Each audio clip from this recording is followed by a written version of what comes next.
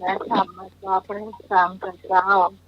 อันเป็นสารณะที่เบื้องของเราทุกคนออกกราบนมัสการพระครูปริยัติยานิกา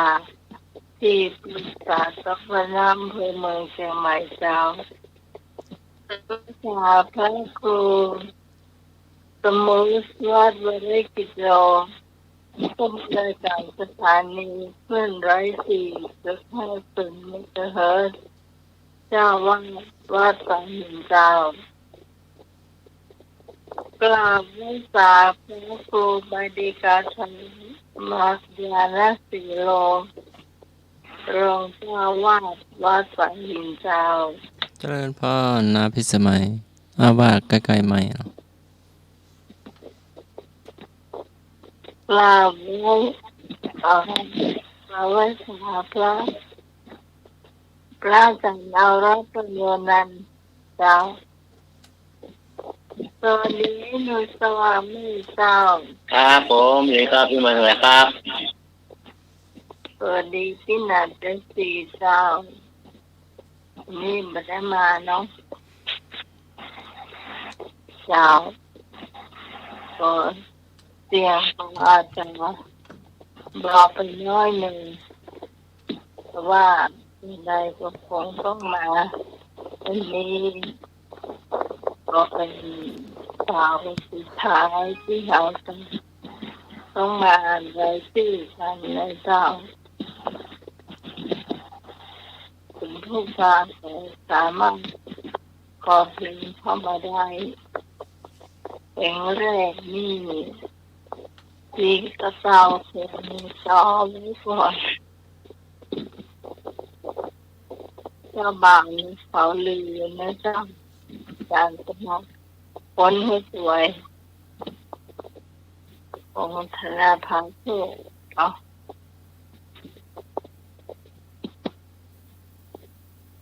เจ้าน้องนั้นเดียวคนฟังก็ขอเข้ามาแล้วกันเนาะเดือนนิมนต์จากสมัครได้เจ้าสิบนี้ขอนอบน้อมก้มกราบแด่องค์สมเด็จพระสัมมาสัมพุทธเจ้าพระพุทธพระธรรมพระสงฆ์พระอรหันต์พระสาวกผู้บรรลุธรรมถวายความเคารพอย่างสูงถวายความเคารพครูบาอาจารย์พระมหาเถรานุเถระผู้มีคุณูปการต่อพระพุทธศาสนาทุกรูปมีหลวงพ่อพระครูสมุวิศวัตวรกิจโจหลวงพ่อเจ้าวาดวัดฝ่ายเห็นหลวงพ่อผู้อำนวยการสถานีวิทยุพระพุทธศาสนาและวัฒนธรรมขึ้น FM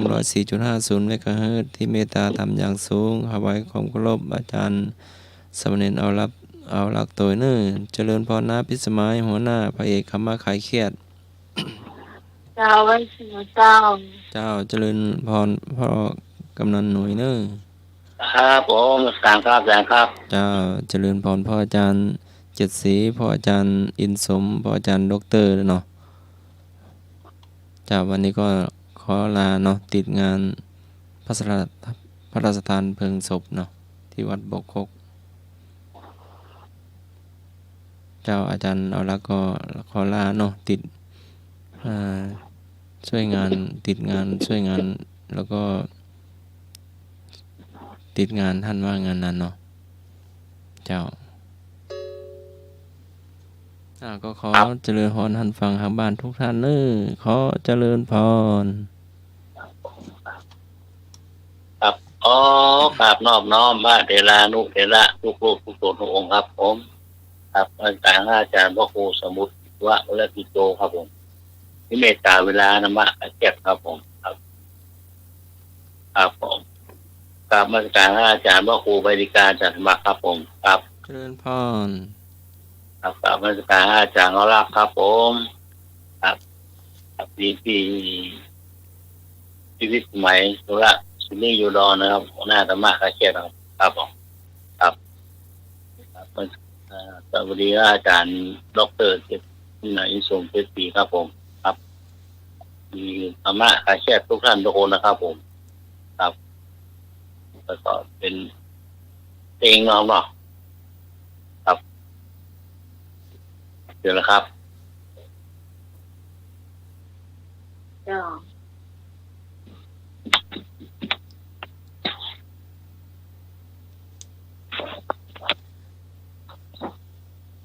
ถ้าตั้งจอไว้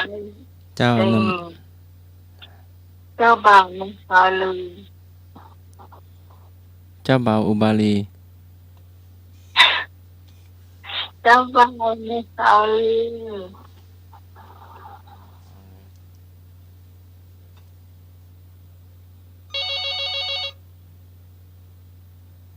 องธนาพันธ์โชค ใครนะ เจ้าบ่าวมังสาลีของธนาพันธ์โชคน มัสการครับ ธนาพันธ์ แฟนพันธ์แท้ครับครับผมเรื่องในใกล้ๆจะถึงวันงานวัดดอนพังแล้วเนาะครับ เรานั่งในเจ้า เพลงนี้มอบให้คุณพิสมัยครับเนาะ เจ้า ก็จะใกล้งานแล้วครับเนาะเอาเพลงทำบุญร่วมชาติครับเนาะครับของชายเมืองสิงห์ครับเนาะครับครับครับนมัสการครับ เจ้า อ้าวขอบคุณครับ เจ้าไอ้นึก ครับเพลงนะครับครับผม ได้เลย ผมขอเพลงพ่อฉันโง่สิพ่อฉันโง่สิอ๋อพ่อฉันโง่สิเนาะ โทษ ว่าท่านคงจะรักสลักใจอ๋อเรื่องรักสลักใจเนาะ โทษฉัน พ่อฉันโง่สิอ๋อพ่อฉันโง่สิเนาะ โทษฉันโง่สิ พ่อ เพราะเยอะ เพราะนะ รักโง่ พ่อฉันโง่สิ อ่าไอ้นึกร้องเนาะ ไม่ร้องหรอกครับ ยอดรัก ยอดรักปักใจ ที่ว่าอันจะยังสัญญาไปไกลกัน สายยันหมอบม่วนเข้ายอดรักเกยเวอร์ชันยอดรักม่วนกว่า มันมีของสายยันถ้าเขาหมอกงไม่ อืม ฮะขอบคุณครับ เจ้า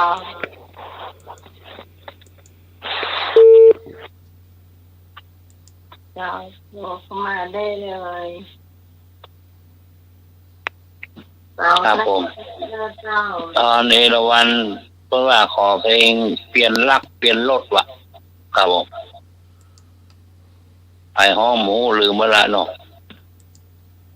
เปลี่ยนรักเปลี่ยนรถ เป็นรักเป็นรถ ครับตอนเอราวัน ยอดรักเป็นรักเลยนะคะ ปิดประตู นั่นเองนั่นเอง ตัวกรงเหล็กปิดประตูกระจกแล้วเนาะตึง ครับ ผมผ้า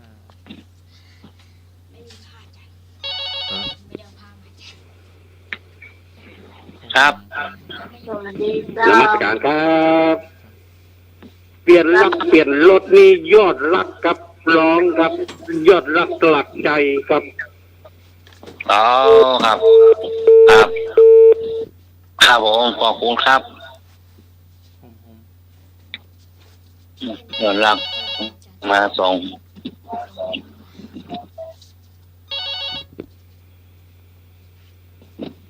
ครับไหว้ตาพวกกูไปที่ตาสันสมานยากี่โลครับผม เจ้า วันนี้น้องวิสมัยอยู่ที่โยดอนครับผม เจ้าสวัสดีเจ้าเจ้า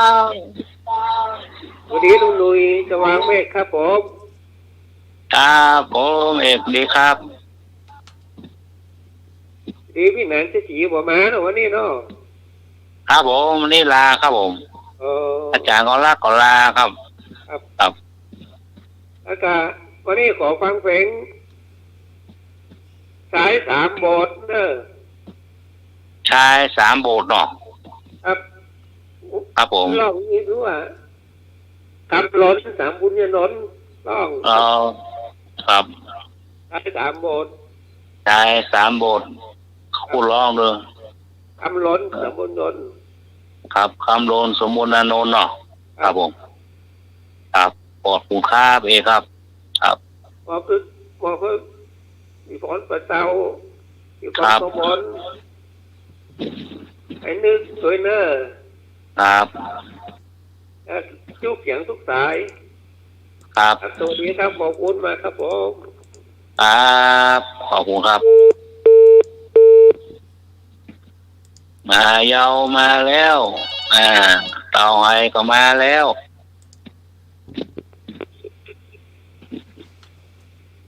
สวัสดีเจ้า ครับ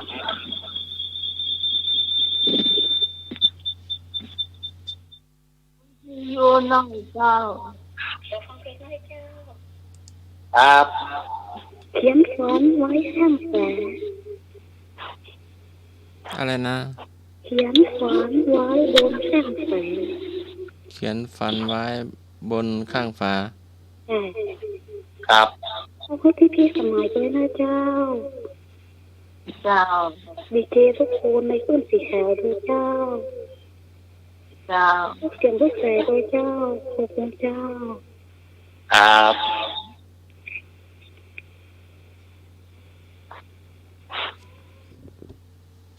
ขอบคุณครับปลาแดดมาแล้วปลาเศร้าปลาเศร้าปลาบงเหรอ เพราะว่าจะได้ประกาศโรงทานโรงกอบพรวันนี้เจ้า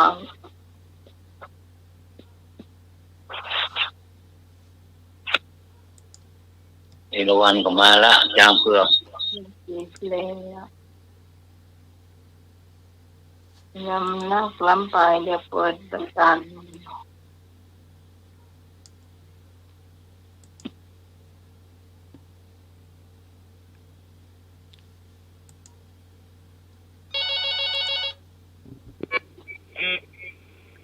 เจ้าวัสดีเจ้า ครับ โอ้ยดีจ้าพี่ตองเจ้า เจ้า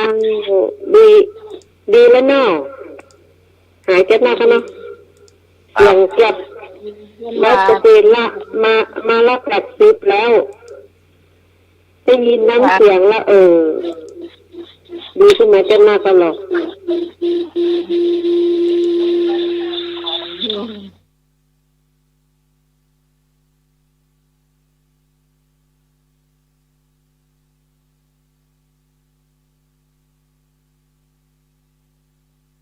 ยังไม่ได้เงินอยู่สักอย่างอ่ะ ฮัลโหล พี่จ้า เจ้า วันนี้จะเอาเพลงโอ้ตะกี้ยังขึ้นออกอยู่อ่ะฝนตกในทะเล ไม่จ้าในทะเลฝน ใครร้อง เจ้าฝนตกในทะเลรัชนกสีโลพันธ์ห้อง เอาเป็นนก มันตก เหร บ้า อน เขาไม่ตกบ้างอื่นเหี้ย ครับ ห้องกับกระตีนน่ะ จ้า ไปตกทะเลมาตกกลางบ้านน่ะอ๋อ ห้องมันกับกระตีนว่ะห้องกับห้องว่าอยู่ที่ไหนมาบ่ได้ อ๋ออาบแดดดีกว่า เจ้า ครับผมครับขอบคุณครับ เจ้า ทะเลครับ พี่ตองเจ้า ที่สองปลาบงขอบคุณครับ เริ่มเปิดได้แล้วเจ้า ครับ มาเลย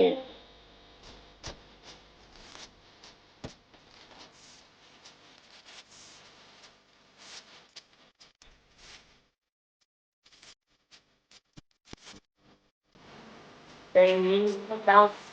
então ficou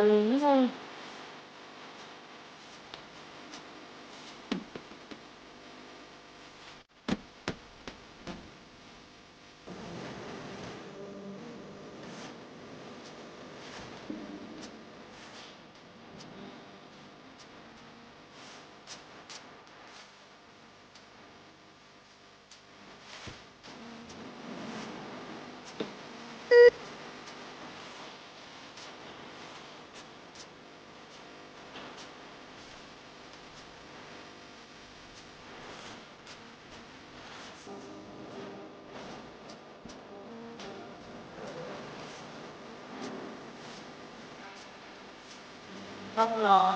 không ค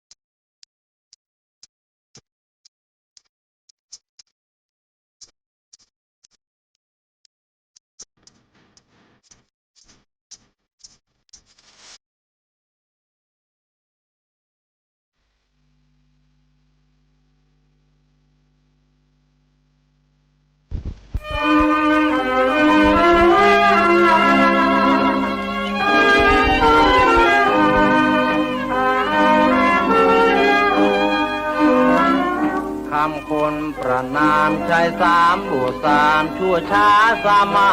นประนามหญิงสามผัวผ่านเป็นคนจันทานไม่หวังขอผ่านโธ่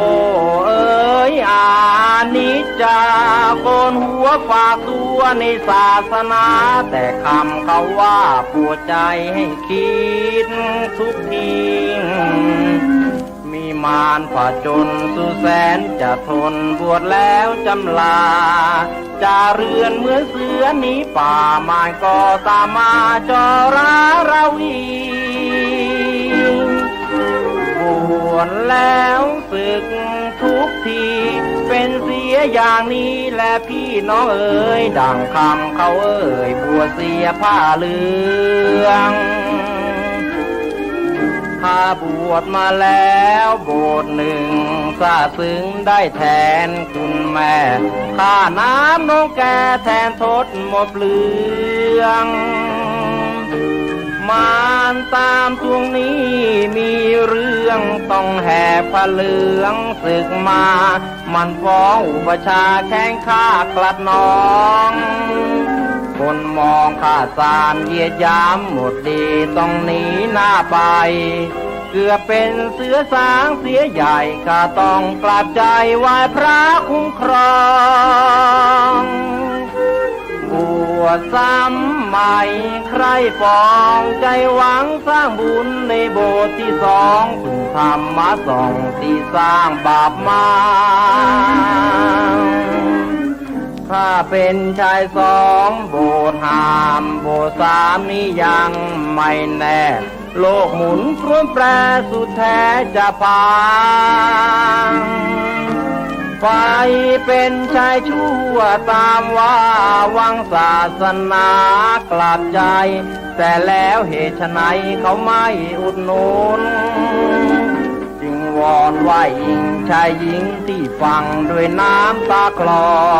โปรดจงสงสารขานต่อแต่พอข้ามีบาปเคราะห์ก็บุญข้า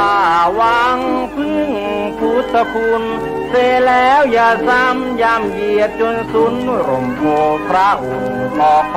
บวชนานจนตาย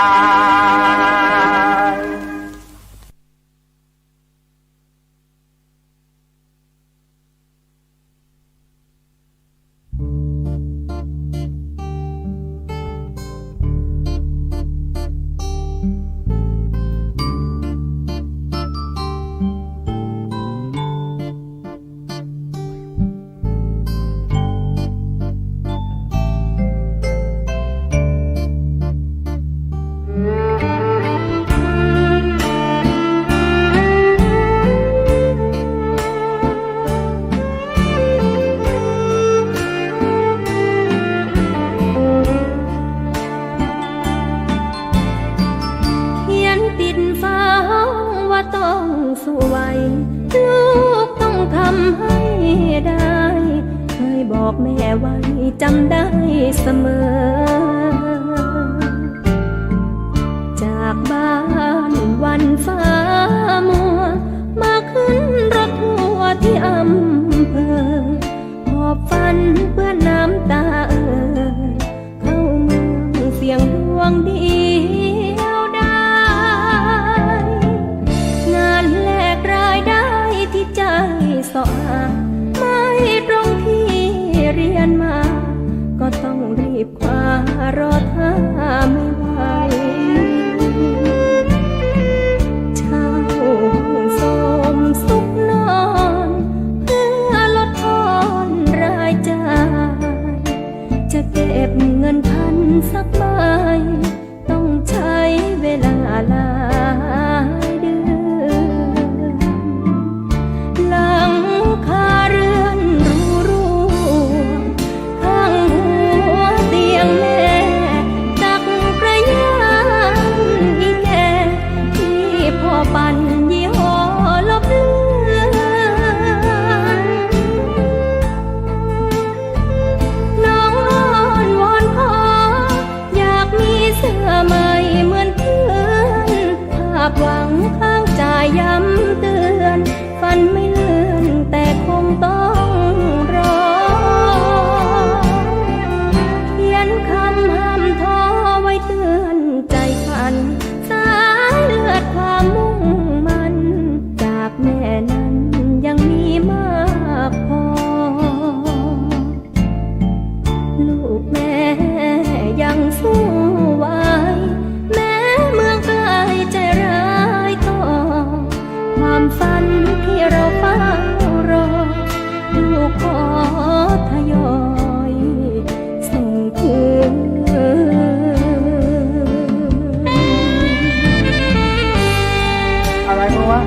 เชียร์ไปไหนวะ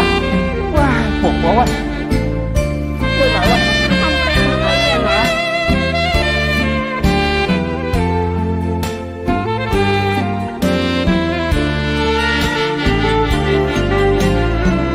เขียนคำห้ามท้อไว้เตือนใจฝัน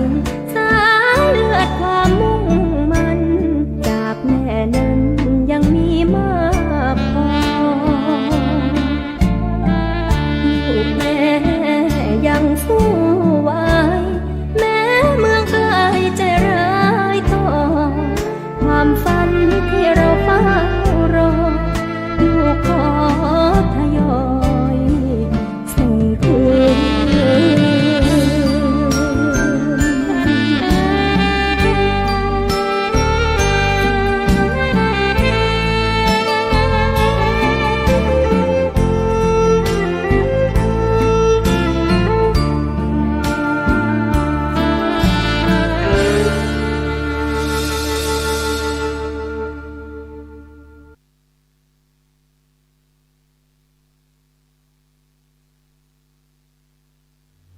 ให้เกียรติเอง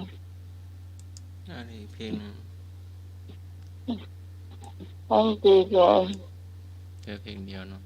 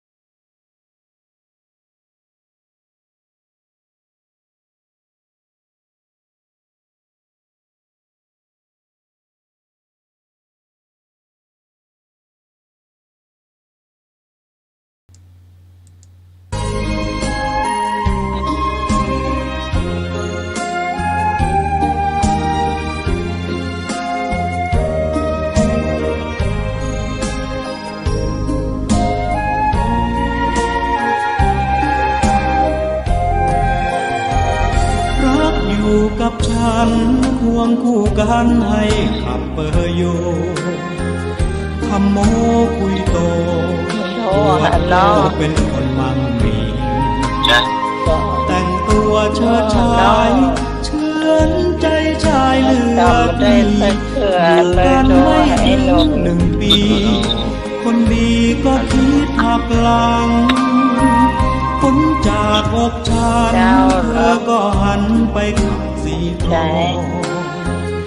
โอ้แม่เนื้อทองเห็นเธอควงคนชื่อดังหน้าตาหล่อเหลาเขาว่าเป็นชาวฝรั่ง1 ปีพบเธออีกครั้งเธอนั่งรถเบนซ์เล่นลมโชคช่างดีมีคนรับช่วงต่อไปเธอเปลี่ยนผู้ชายมากมายเหมือนเปลี่ยนทรงผมเปลี่ยนผู้คนไหนได้รถใหม่เชยชมปล่อยตามอารมณ์ไม่นานคงคมคืนใจนับจากวันนี้คงไม่มีรถที่อย่างเคยมองเห็นสามเชยโทษเอ้ยนึกว่าแค่ไหนเลือกได้เลือกดีแม้แท็กซี่ก็ยังไม่ได้ เมื่อความสวยวูบดับไปเห็นขวัญใจเดินขึ้นรถเมล์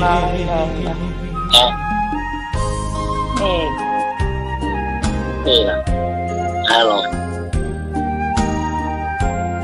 ได้3 โบสถ์นะก็คือแค่3 โบสถ์ทั้งปี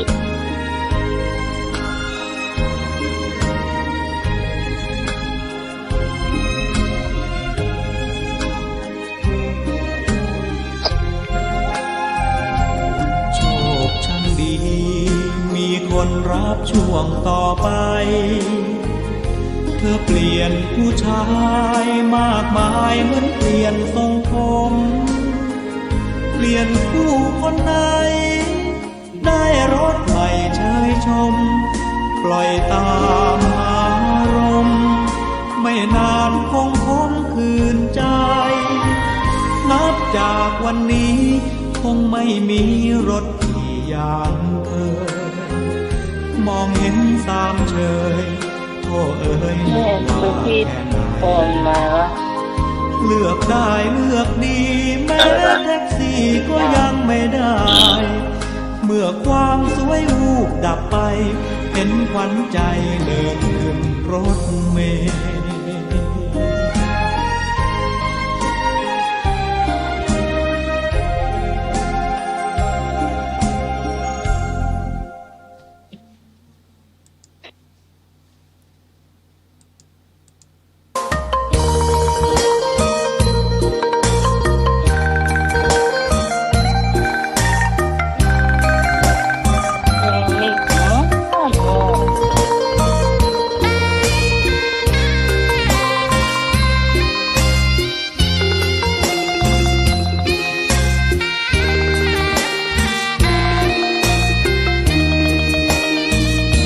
ชะตา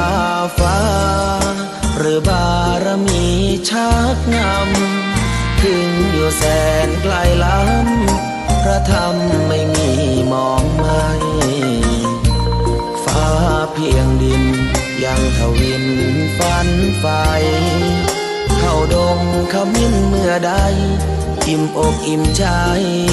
เสมอสายทางคนดีใจน้อมอธิษฐานบารมีสิ่งดีที่ได้พบเจอเห็นชายผ้าเหลืองทุกวันฝันเพ้ออยากบวชจริงละเมอเข้าวัดบ้านคงเป็นบุญที่เคยเป็นทุนสร้างมารักผ้าเหลืองดังว่าปรารถนายึดมั่นอยากบวชทุกทีผ้าเหลืองผืนนี้ผูกพัน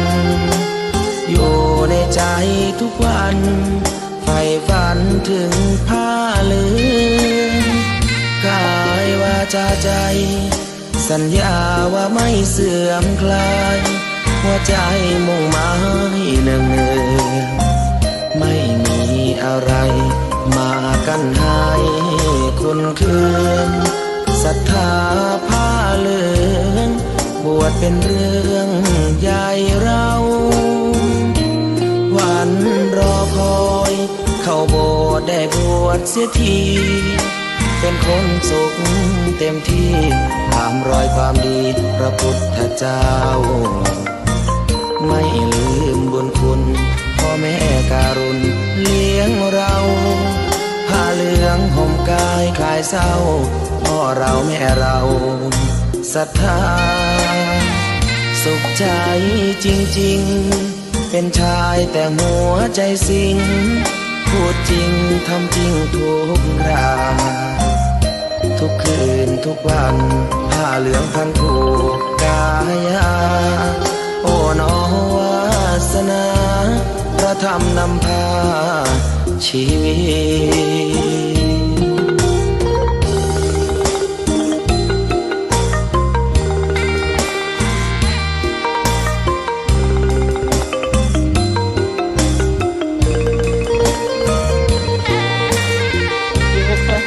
ตอนมาเลย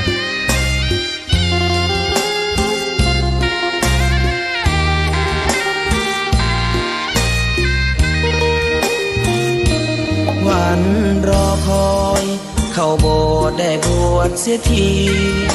เป็นคนสุขเต็มที่ตามรอยความดีพระพุทธเจ้าไม่ลืมบุญคุณพ่อแม่การุณเลี้ยงเราผ้าเหลืองห่มกายคลายเศร้าพ่อเราแม่เราศรัทธาสุขใจจริงๆเป็นชายแต่หัวใจสิงพูดจริงทำจริงทุกราทุกคืนทุกวันผ้าเหลืองพันผูกกายาโอ้น้อวาสนาพระธรรมนำพาชีวิต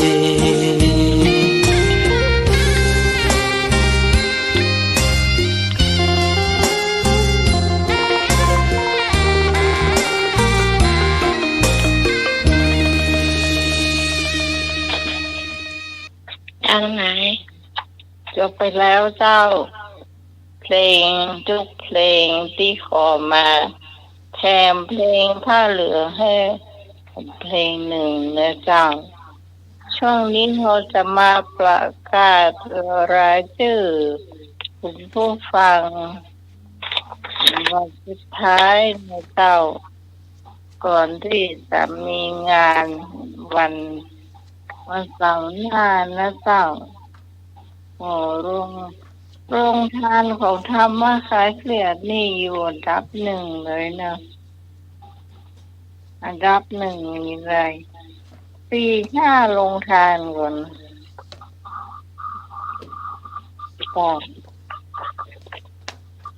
ตอนอ่านรายชื่อที่เป็นรองตกนะคะที่จะลุกนะจะเอาเริ่มจากการสมัครเนาะอาจารย์สมัครมูลภาคุณจะอยู่วัดสายหินจ้ะลงศพ100จ้ะโรงทาน600รวมเป็น700เจ้าเฉพาะของอาจารย์สปาร์เนาะจ้ะแล้วก็สมเด็จรักปัญญูนันท์วัดสันเมืองจ้ะลงศพ100จ้ะ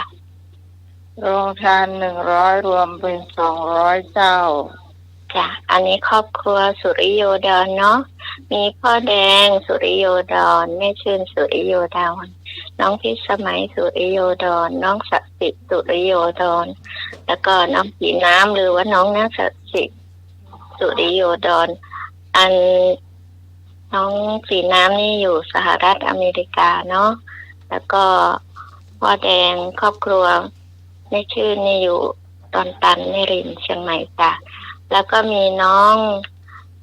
ตะวันนพเกตอันนี้อยู่กรุงเทพจ้ะแล้วก็น้องนุชมนทาบ้านต้นพึ่งแล้วอันนี้แฟนแกเนาะกิตติศักดิ์ถวันวานิจกุลอันนี้อยู่ต้นพึ่งจ้ะ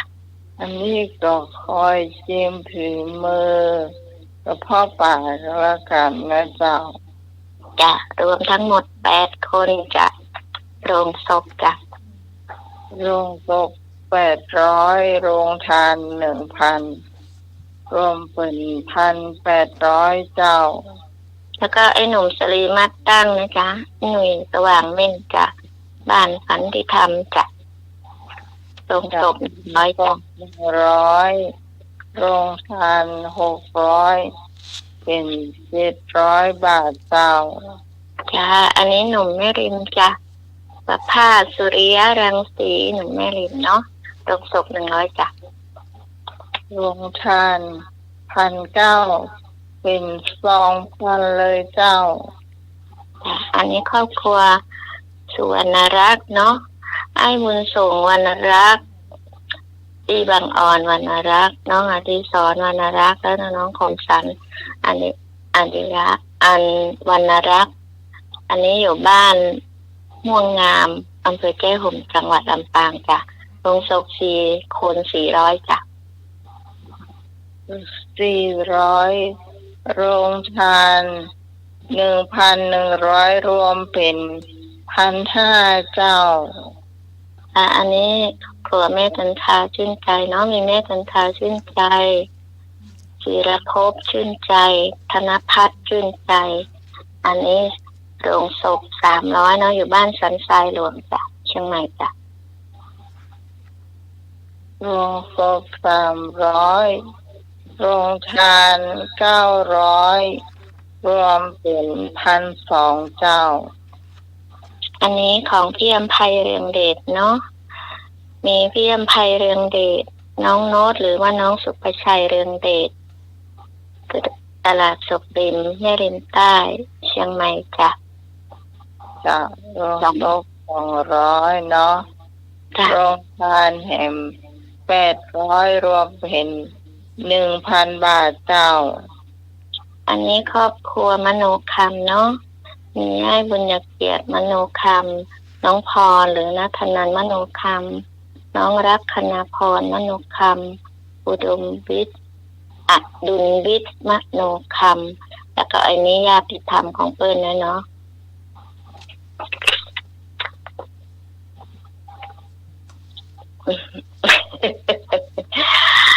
น้องสุพนัทพยัคฆ์ชินอ่านยากหน่อยพ่อบุญเกียรตินิมิตศิลป์แม่คำตานิมิตศิลป์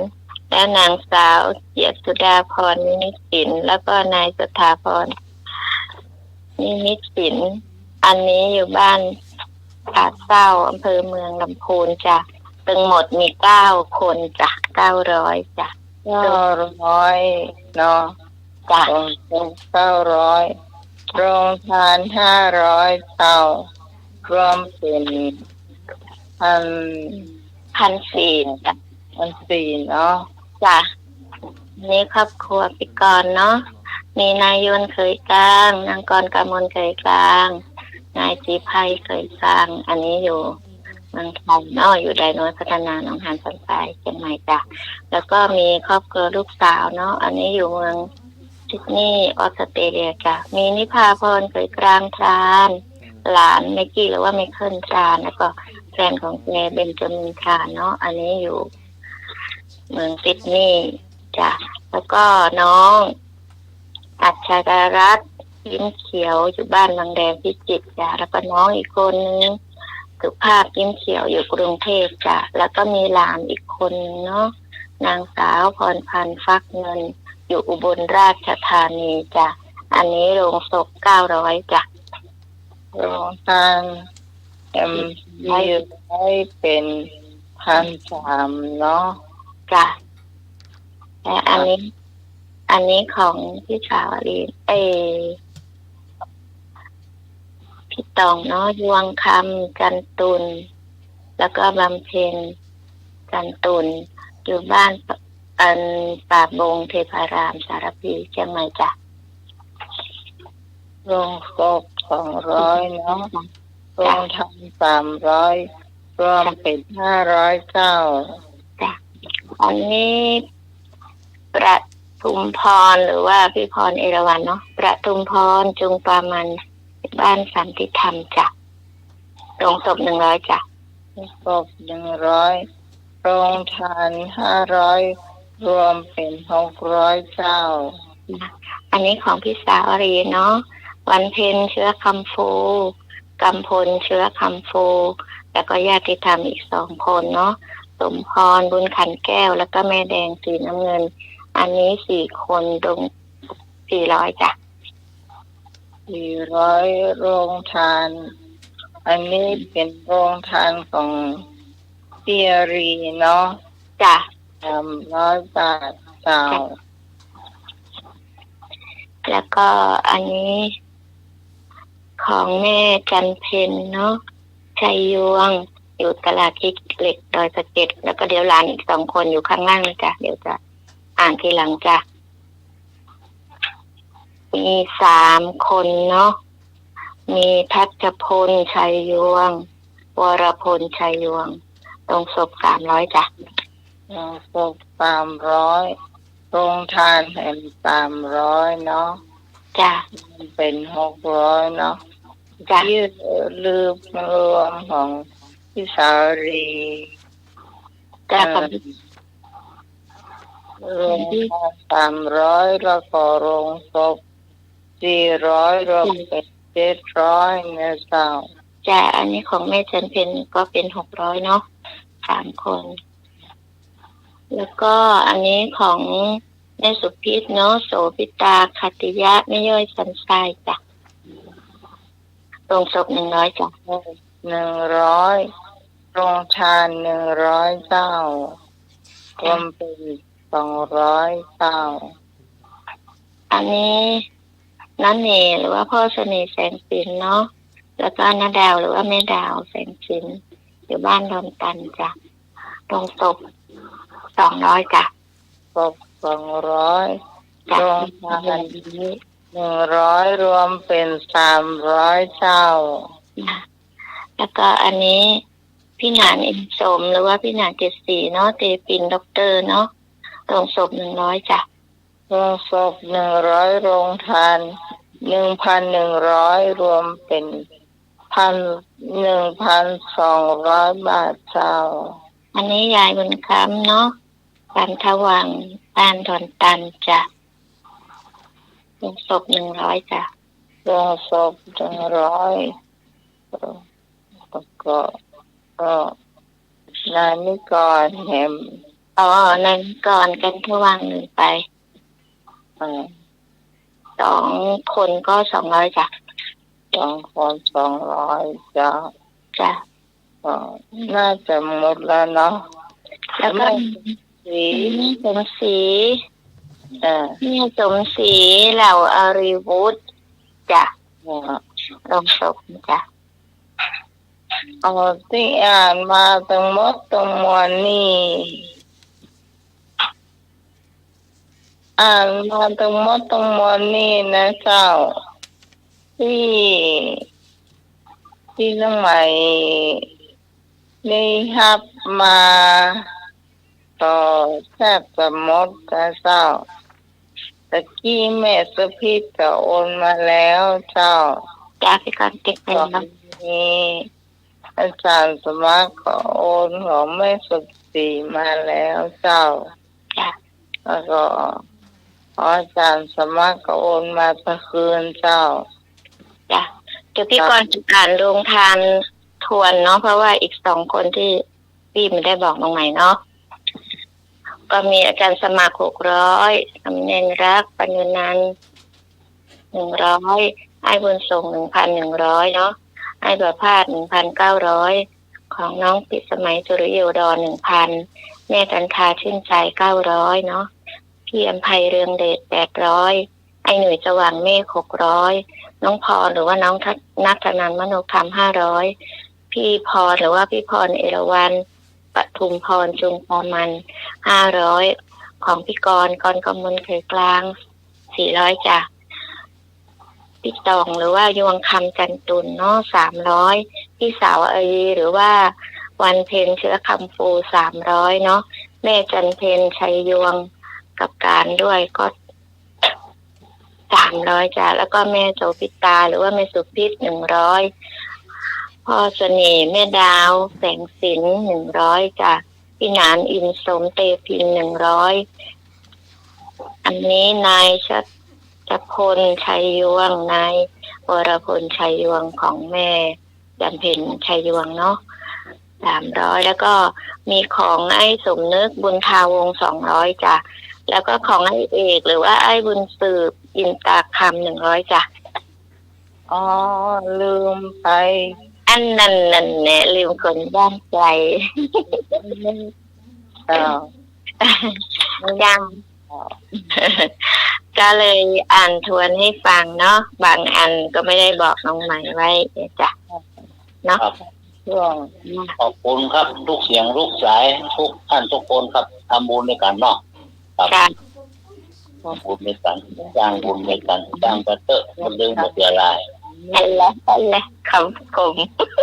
มถึงรับมีดมาใหม่ๆนะไอ้ยังไอ้ตะมือของเราเมื่อเจ้าว่าไหนจำถูกสักการเจ้าผมเตรียมไว้หมดแล้วครับเนาะใกล้โอ้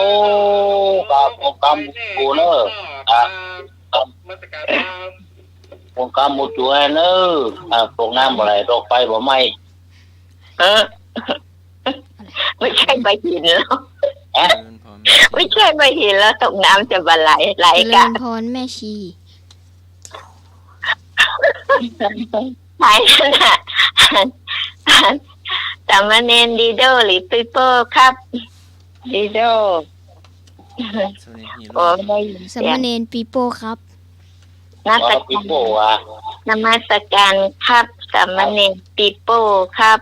ปิโป้ดีโดครับผมเจริญพรหลวงพ่อหนุ่ยแล้วก็แม่ชีนมัสการค่ะไม่ใช่แม่ชีค่ะแม่กรค่ะ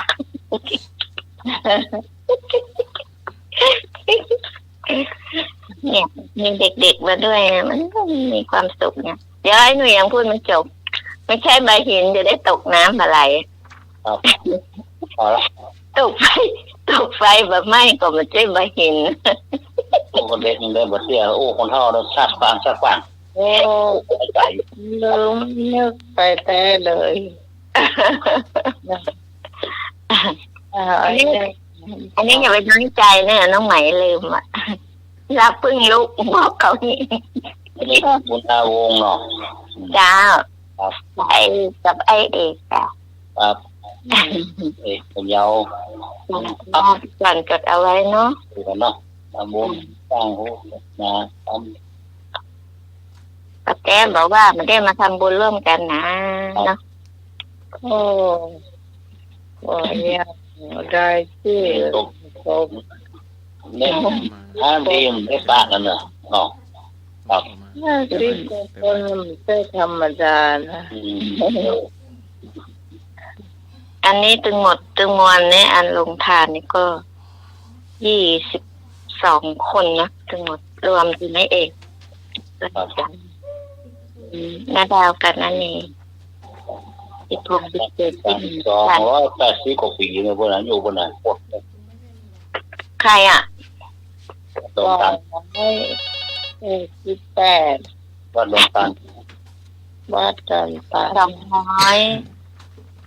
สวัสดีครับผมผมเอกครับผมมีแต่ไม่มันคงไม่ถึงอยู่แล้วถึงจ้าขอโทษน้องวิจิตรใหม่และไอ้หนุ่ยที่ก่อนนู้นเพราะว่าคนที่โอนตังค์ไปผมมันต้องเอามือถือโอนมาตอนนี้เพื่อนิทานที่อยู่ทันทหารหญิงยังไม่ผู้ใหญ่เจ้าปีป่า2 ปีหายแท้พอ เอาไอไอที่เขาอันนี้โทรศัพท์ก็ได้ที่เติมเงินโทรศัพท์ก็ได้จ้ะโอนได้ที่ไอเอกเติมเงินโทรศัพท์ที่ไหนนะจ๊ะโอนได้จ้ะอันนี้เป็นเขาคนอื่นทำแต่เขาประกาศทำเขาปัวเขาว่านะก่อนรุ่นจับเนี่ย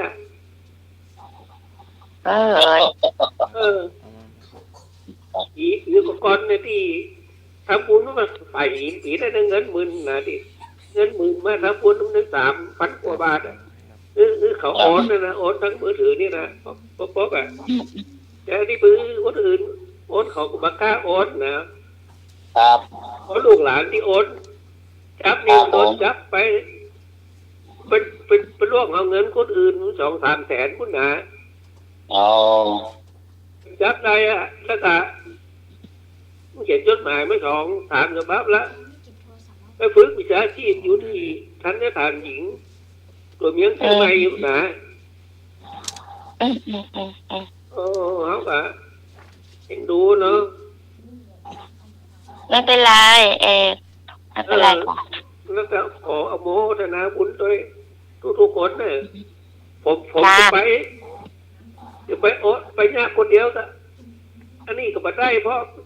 สงกรานต์นี่ขี่รถยังมาวนเอาหน่อยเลยไปขี่ยังมันไปจนใช่ไหม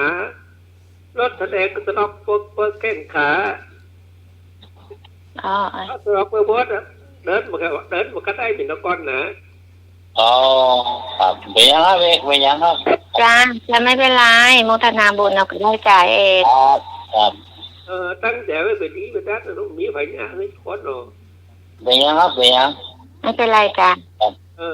ขอบุญนะบุญทุกคนเป็นยังครับขอบคุณครับจ้าไม่เป็นไรจ้าครับดูกับน้องใหม่ไม่ได้เป็นหลายปีแล้วนะครับแล้วใครอยากกินอะไรไม่เป็นไรจ้าเอกจ้าจะไปน้อยใจเนอะโมทนาบุญเอาก็ได้จ้ะยกมือสาธุเอาเนาะครับได้เยอะพอสมควรการเยอะแล้วจ้าเอ็นดูฮะ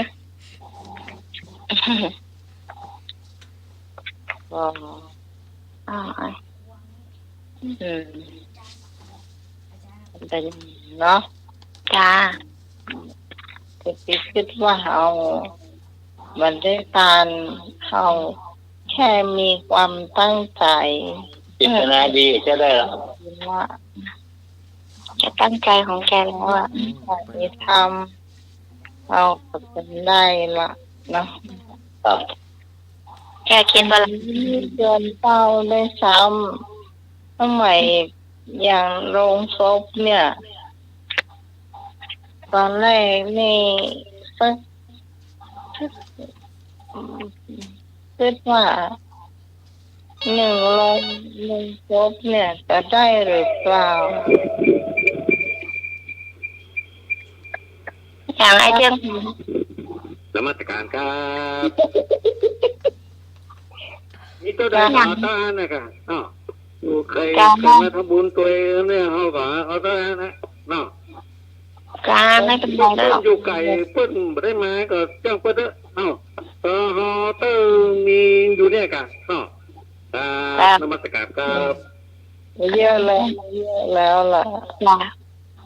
เป็นไม่ใช่ดูเนาะแต่ตั้งใจผมทานธรรมะคลายเครียดในเยอะสุดมีไอศครีมวอหมูปิ้งข้าวปลา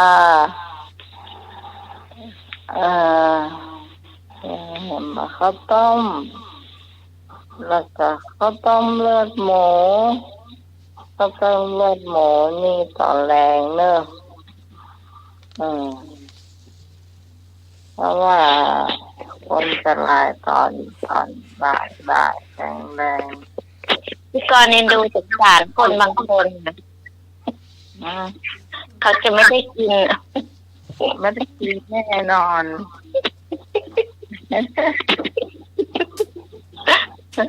ฝากไว้ติมบอดีๆนะไอ้เนอะ อันอื่นนี่ก็มันได้กินแต่เขาสักอย่าง ลูกคอนพ้าหรอกแม่ครับ ค่ะ ลูกคอนพ้า ไอ้ติมบอลนี่อัน ซาลาเปาแค่นั้นกันเนาะเอาซาลาเปาตีไม้ตีมือเดินเนอร์ เดี๋ยวเขาจะมาขายหรือเปล่าก็ไม่รู้นะเดี๋ยวทุกคนนะถ้าเขามาขายจะซื้อไปเผื่อถ้าวันศุกร์เขามาจะไปก่อนดูกันถ้าเขามานี่จะซื้อไปฝากนะเจ้า ครับ เราใส่ตู้เย็นแล้วก็อุ่นในหม้อนึ่งแล้วก็เอาไปให้นึ่ง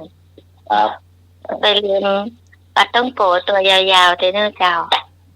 ซาลาเปาไม่รีไม่มีป่ะ กระเป๋าแม่ริมถ้าจะมีอยู่ไอ้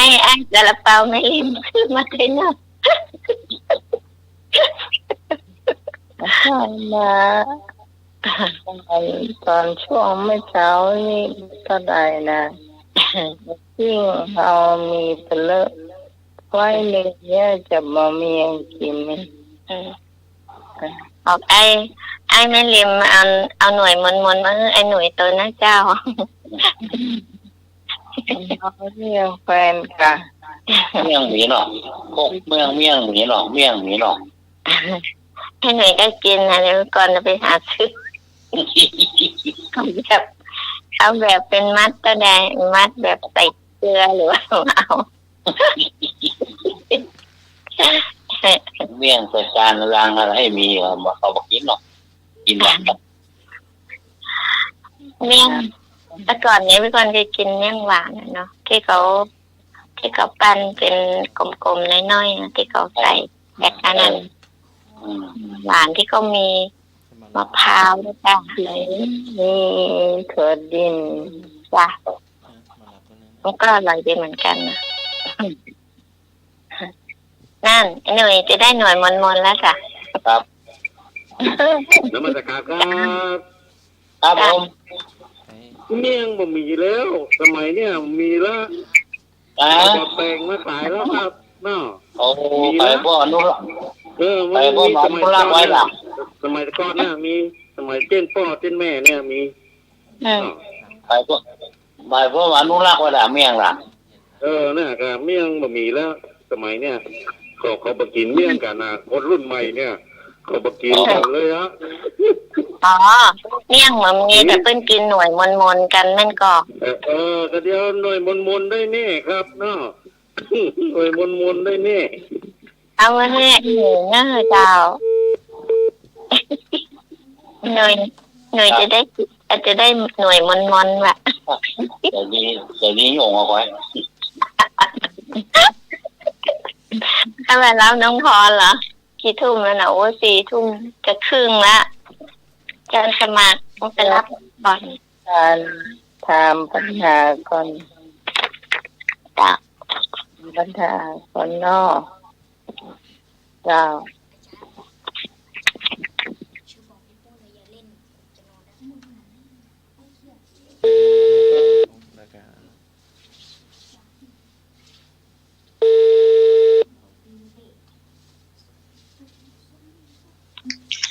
จ้ากาแฟสาจ้า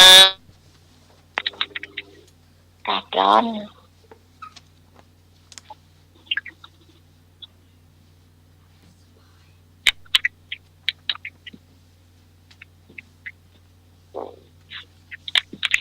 แล้วก็ตื่นหายแล้วก็ชมกัน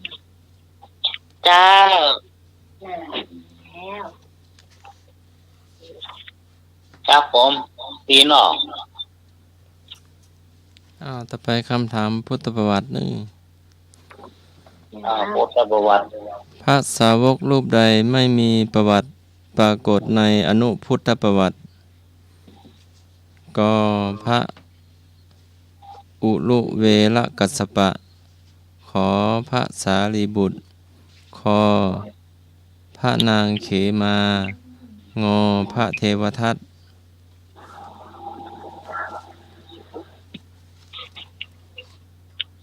สาวกรูปใดไม่มีประวัติปรากฏในอนุพุทธประวัติ ก็พระอนุรุต พระอุลุเวละกัสสปะขอพระสารีบุตรคอพระนางเขมางอพระเทวทัต นี่ครับเอาให้ทางด้านตอบก่อน ครับ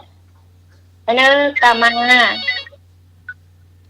คุณผู้ฟังตอบได้ตอบมาเลยเจ้า053-226-0589เจ้านมัสการครับ เจ้า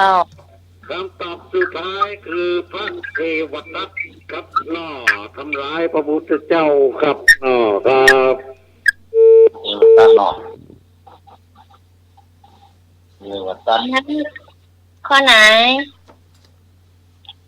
ข้ององูกับเจ้า ครับ เลิกมา เพิ่งเลยได้ยินพี่พันก่อน ครับผม ได้ยิน ได้ยินละนะเจ้า กินแล้ว แตกเจ้า พี่ตอง ออกมาเมือคอควาย ไปก่อนเอากอไก่ ต้องมาเลย เอาไปเล็บเธอ ต้องแล้วแต่ข้อบัญชีไอ้หน่อย ฮะ แต่ละคนที่ต้องเรียนมาแล้วแต่เข้าบัญชีไอ้หน่อยไม่ได้เข้าบัญชีน้องใหม่ ครับ แต่ของแม่สุพิษนี่เข้าบัญชีน้องใหม่ ครับ แต่ละคนนี่เข้าบัญชีน้องใหม่หมดจัง เอาไปก่อนติดไว้หมดละ เว้นของ เจ้า ดาว พี่สองเอาข้ององูจากพี่สองโอนไป โอ้จักมือละ ครับ เจ้า เวลาแล้ว พี่ทางฮ้อนกับเจ้า ฮะ ฮ้อนกับเจ้า โอ้แบบว่ามันอะฮ้อนปั๊บมันอย่าปิ้นอะ อุ้ยอย่าไปปิ้นนะปิ้นมา อยู่ ได้ ที่ไหนก็แบบเป็นบอลน่ะแต่เราฮ้อนเกินมันฮ้อนแต่ฮ้อนไหวแล้วมันเหลือ พี่กรณ์อยู่ที่ทำงาน38 องศา มันก็จะพูด42 องศากันเนาะโอ้ คอยเปิ้นน่ะมันเนี่ยเสาหน้าเนี่ยเฮามันได้อยู่ใกล้เปิ้นน่ะมันไม่คิดอย่างนั้นก็ตัวหาไอติมบอก พี่ตองจะให้ไอ้หนุ่ยขี่รถ BM ไปเลิกก็ได้ เอาส่งสวยให้ดังหน่อยส่ง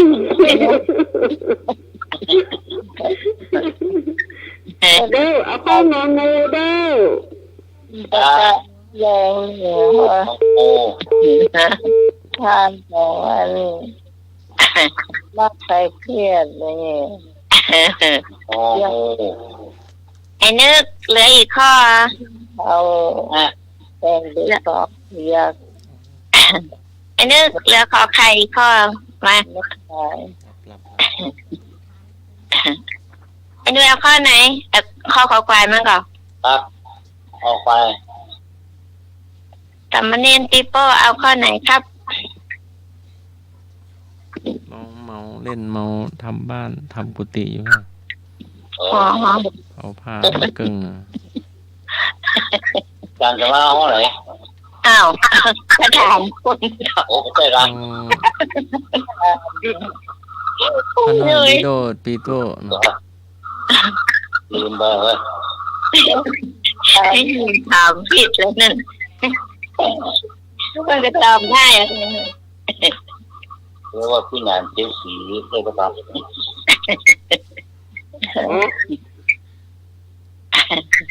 ้งไข่นอก จ้าทั้งขอไข่เนอะ ไข่ โอ้เนื้อหอใครครับ โอ้พี่หรอ เอาหนึ่งชุด ขอไข่ขอไข่ อ่า คงหมดแล้วเนาะ ครบแล้ว ไปถูกไหมไปถูกโอ้เด้ออะไรถูกนี่ร่วมแรกเสาเลยไอ้นึกใครจะถูกเล่นแว่เจ้าเลยเนี่ยนึกเนี่ย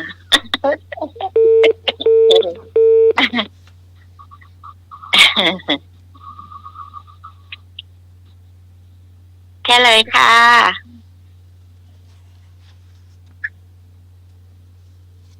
ก็กระตือรือร้นเลยก็ให้มันได้ตามแปล พระเทวทัตสาวกรูปที่ไม่มีประวัติในอนุพุทธประวัติไม่มีประวัติปรากฏในอนุพุทธประวัติโนทูเทวทัตโนคือ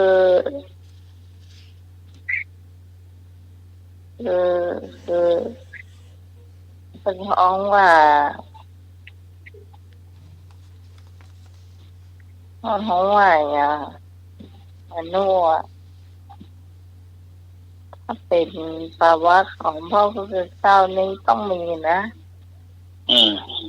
เดี๋ยวว่าถ้าต้องมีใช่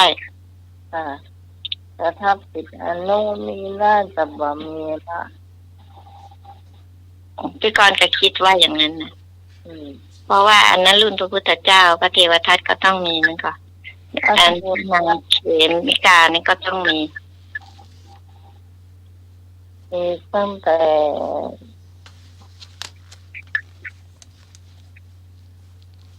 เกิดมาพ่อมเดียวกันนะจ้ะ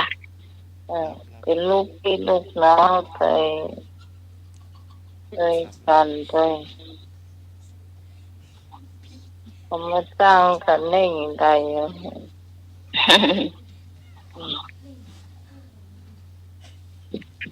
คำถามต่อมา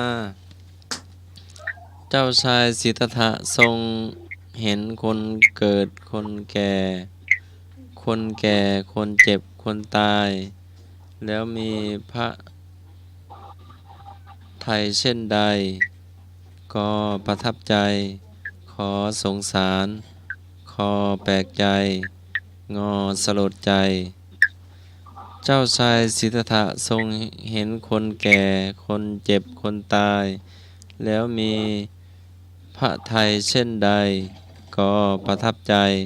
ขอสงสารคอแปลกใจงอสลดใจไอ้หนูอย่าเพิ่งตอบนะคะทางบ้านตอบมาก่อนค่ะครับตอบได้ตอบแต่ที่พรท่านตอบจะนมัสการครับ ครับคำตอบสุดท้ายคือสลดใจครับนอกครับนมัสการครับไอเอกก็ตอบได้นะจ๊ะเอกมาพี่ต้องมาพี่เรียนไงครับรู้ค่ะ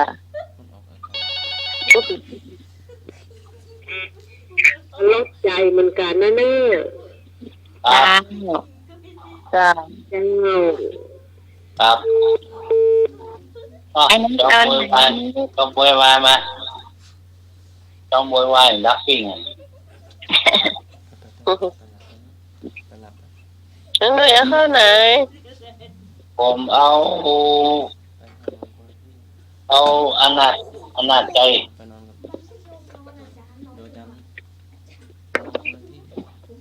ไอ้เนี่ยจะเอาหางหรือเอาหัวเข้าใจเสียงดังไอ้เนื้อเปิ้นจะกินหางกันแล้วเข้าใจจะเปียหัวหรือว่าเปียหางเข้าใจ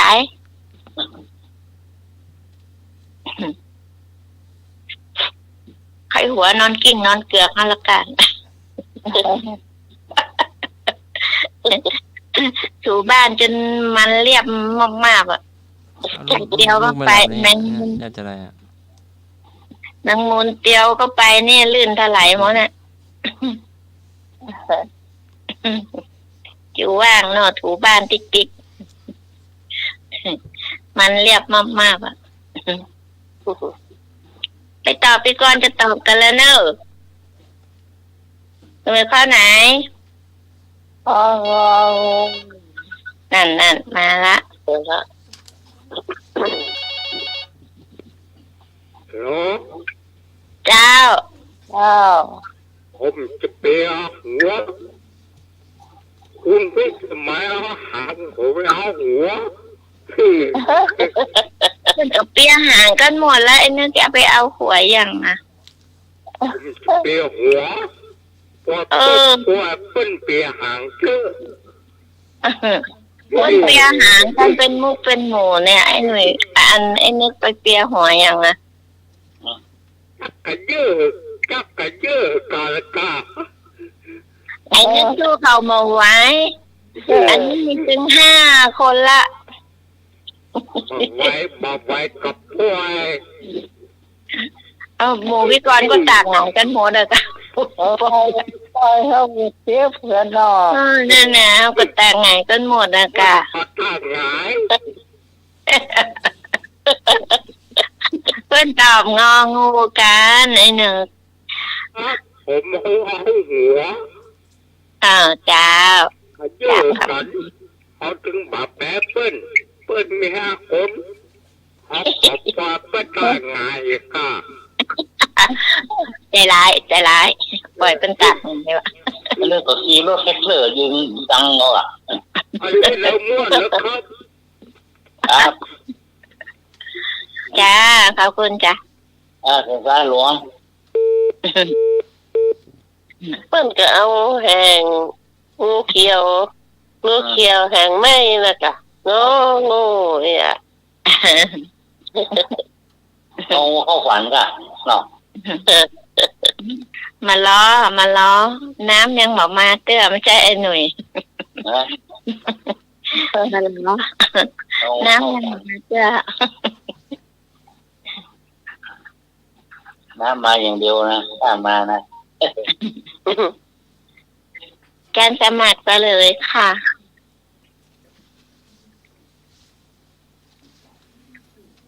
เจ้าชายสิทธัตถะทรงเห็นคนแก่คนเจ็บคนตายแล้วมีพระทัยสลดใจงองู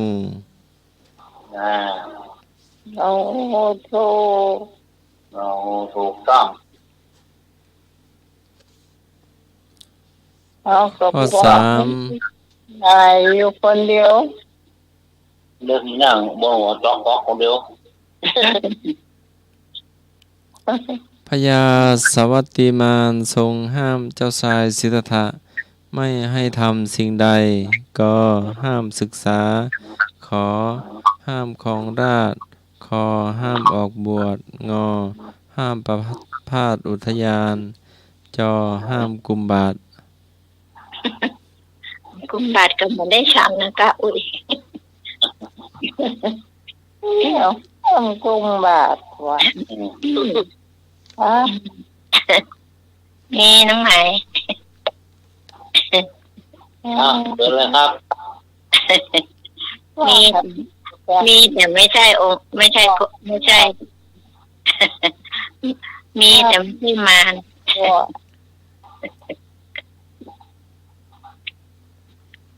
มานึกมาห้ามรับต่อมารอบมาคุณประภาสมา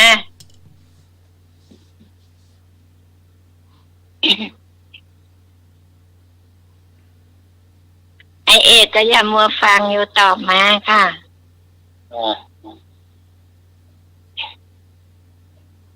เองจบรับเหรอค่ะมันล้าไปเอกอะฟังจนจบปุ่นไหนบอกว่าจะสมาพญาสวัตติมานห้ามเจ้าชายสิทธัตถะไม่ให้ทำสิ่งใดก็ห้ามศึกษาขอห้ามของราชย์คอห้ามออกบวชงอห้ามประพาสอุทยานจอห้ามกุมบาตรไอ้หนุ่ยเอาก็กุมบาตรไปเลยอย่างมันนะเดี๋ยวเนี่ยอย่างมัน ถ้ามีคำตอบไม่ เอา ใช่ เนี่ยเอาไอ้ จ่าพี่กรณ์ก็มีแล้ว ห้าบทเอาข้อของห้าบทนะ อ้าวอันนี้มา ครับ เจ้า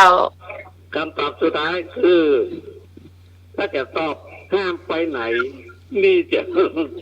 จะมีข้อถูกว่าห้ามไปไหน ออกจากราชวังห้ามไปไหน มันไม่ใช่มีไอ้ ไม่หมดเลย งั้นเอาอันนี้ดีกว่าห้ามไปบวชเนาะห้ามไปบวชเลยครับเนาะ ครับ ทำพยาอันน่ะ ห้ามไปไหนนี่หมี เจ้ามาเหมือนเขาอะ ต้องอ้าวจ้ะ สองท่านผ่านไปตอบไม่เต็มก็ มีรูปวัด ตอบไม่แถม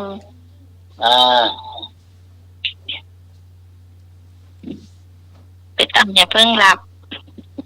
ต้องรับเร็วดอง เดี๋ยวไว้ ห้ามออกเอว อ่านถูก ห้ามประ เอ พาสห้ามประพาสออกไปห้ามประพาสที่หูน่ะ ห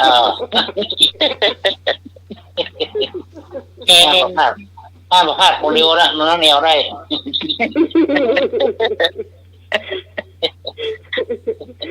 เอาห้ามประพาสนะ ห้ามประพาสคนเดียวนะไม่ริมห้ามแมว ห้ามเอว เข้าบ้านเข้าจองห้อง พี่กรณ์ก็เอาข้อคอควายเหมือนกันจ้า จ้าขอควาย ออกควายเนาะ จ้า อันนี้มาอันนี้ห้ามแมว เนื้อเปิ้ลนั้น เอาคอควายเขาวองกันแล้วเอาไหน ไม่ก็อย่างว่าตาสามารถครับ จ้า ผมเอาห้ามออกบวชครับ ห้ามบอกว่าเนาะ กันนั้น เอาเนาะห้ามแมวได้เนาะ โอ้ยป้ากันนั้นนะครับ ครับ ห้ามออกบวช อีกาที่ลูกที่ใส่ห้องกัน นึกว่าห้ามออกแอว ผมเป็นผู้ช่วยป้ากันนั้นลูกก็เจอป้ากันนั้นแล้วก็ ครับ แม่อ่านสมัครยังไม่ได้เฉลยข้อนี้คือข้อที่ถูกต้องนะเจ้าก็ได้ พญาวัสติมานห้ามเจ้าชายสิทธัตถะไม่ให้ทำคือห้ามออกบวชคอควายห้ามออกบวชห้าม ถูกต้องพวกห้ามแมวนี่หมีก็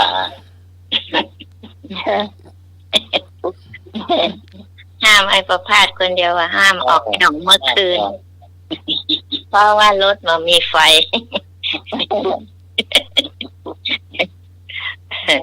ลาย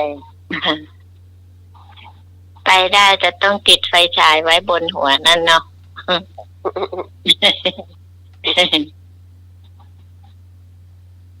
เขาจะโคนฟารูอีกแล้วชุดกลาง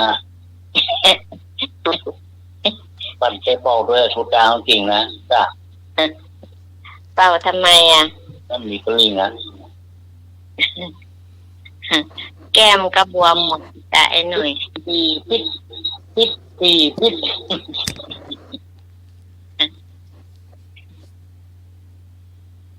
อีกสักข้อไหมคะอาจารย์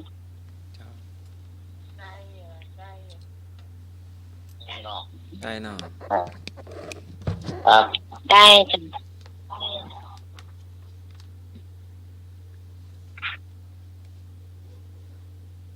ก็ต่อ สิ่ง มา ใด อะไร ที่เจ้าชายสิทธัตถะใช้ตัดพระเกศโมลี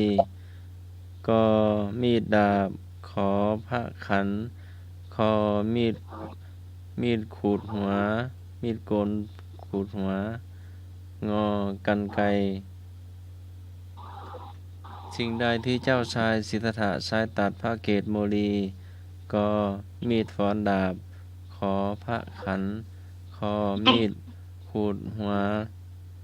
พระน้อย งอกรรไกร มีดฟันดาบมีด้วยอ่ะพระอาจารย์ คำตอบในใจอยู่แล้วและเศร้า ไอ้หนูห้ามตอบน้องใหม่ห้ามตอบน้องพรห้ามตอบจะสมัครห้ามตอบอ่ะอ้าวทางบ้านตอบได้จ้าพี่กรณ์ก็มีละไอ้นึกเอาข้อไหนเอามีดฟันดาบมันก็ มีดฟันดาบ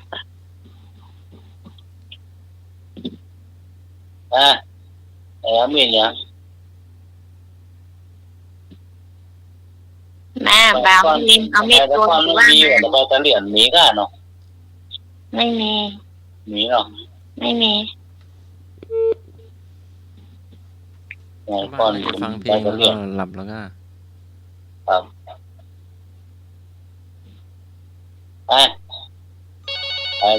ไปผู้กล้าหาญคนแรก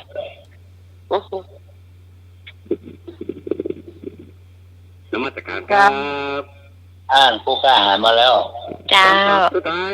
อันยังอันขอไข่ถ้าคันจ้ะคันกัน เจ้าเจ้า มันก็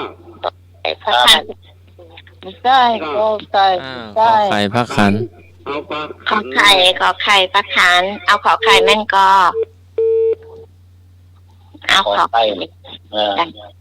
ให้ประพาสมาขอไข่ เจ้าไอ้เลยเอาอันมีดฟันดาบก่อน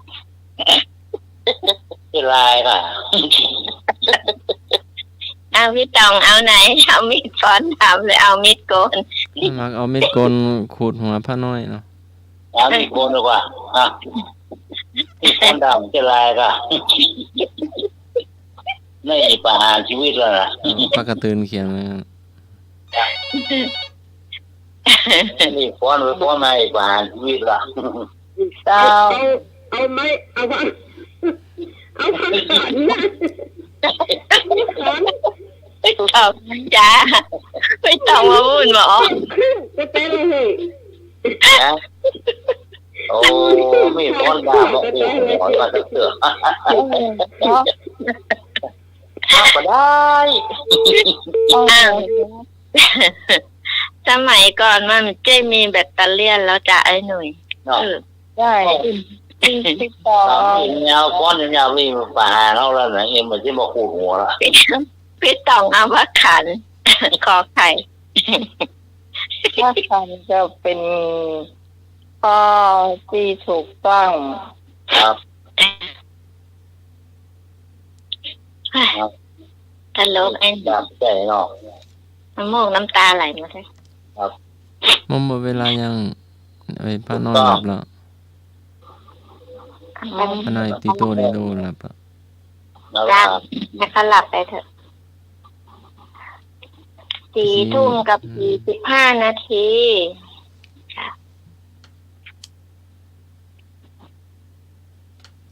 กัน 4 ทุ่ม 45 นาทีค่ะ เจ้า การสมัครจะประชาสัมพันธ์หรอคะหรือว่า อ๋อก็พรุ่งนี้ก็พวกวันอาทิตย์เนาะก็สวดมนต์สืบตาที่พุทธสถานเนาะที่ธรรมสถานขอไปเจ้าทุกวันอาทิตย์เนาะ 10 โมงถึง 11 โมง เดือนเป็นหมื่นเนาะ ถ้าขอปันศรัทธาญาติโยมมังเนออาจารย์เนอเดือนเป็นหมื่น โยมก็มาสวดโยมเป็นมาแท้หายไปไหนไม่รู้ มาแรกๆน่าจะติดงานก็เนาะ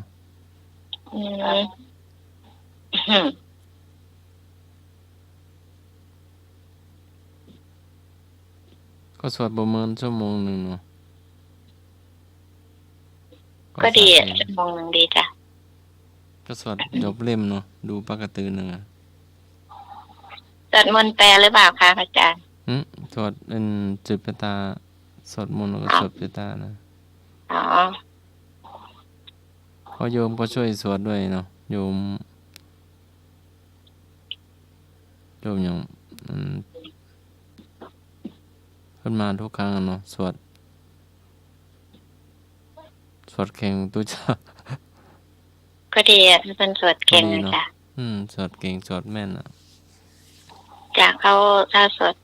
บ่อยอ่ะบางคนเขา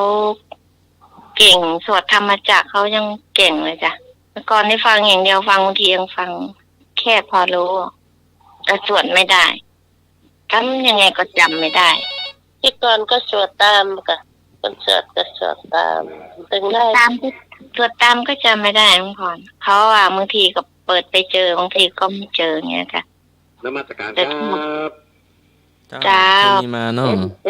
ผมบอกผมติดธุระบ้านติดธุระครับมันเลยไปไม่ได้วันอาทิตย์มันติดธุระมีงานปล่อยหลวงด้วยวัดต่างๆเนี่ยมีปล่อยหลวงมันตรงกับวันอาทิตย์เลยไปไม่ได้เลยถ้าวันว่างก็มาได้เนาะถ้าว่างก็จะไปครับเนาะบ้านมีปล่อยหลวงเยอะเลย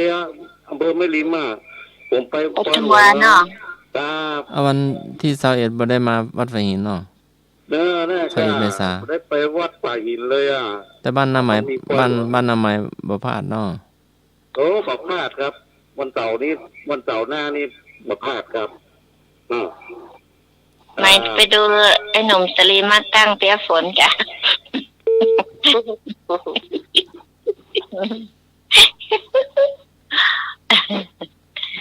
ลูกรอมันต่อไฟโลนไม่หมายความว่าใด มันก็ดำไอ้นี่รูปหล่อมันต่อไฟลนนะหมายความว่าใดล่ะมันก็ดำมิดหมีค่ะดำมิดหมีบ้านไปก่อนดำมิดหมีค่ะเลยตกใต้ถุนนี่เขาบอกตกใต้ถุนหาไม่เจอถ้าเขาไม่ยิ้มนะเขาไม่เห็นเขี้ยวหาปะอันก็ว่าต้อยสีแดงเนาะพี่คู่ไปพ่อเนาะนะที่เป็นห้องกาคับพริกนะจ๊ะไอ้หนุ่ยลูกรอมันต่อไฟโลนเนาะยาวยิ้มเหมือนกระเที่ยวกันนั่นน่ะมันก็ยังเห็นพริกนะพี่กรณ์ก็ยังเห็นพริกอยู่นะนั่นเนี่ยกาก็เลยคาบพริกไงกาเป็นตัวดำก็เห็นพริกอยู่พริกสีแดงจากเนี้ยไม่ได้ทำบุญทำทานนะก็เกิดมาจากนี่ลูกหล่อมันต่อไฟโลนนะ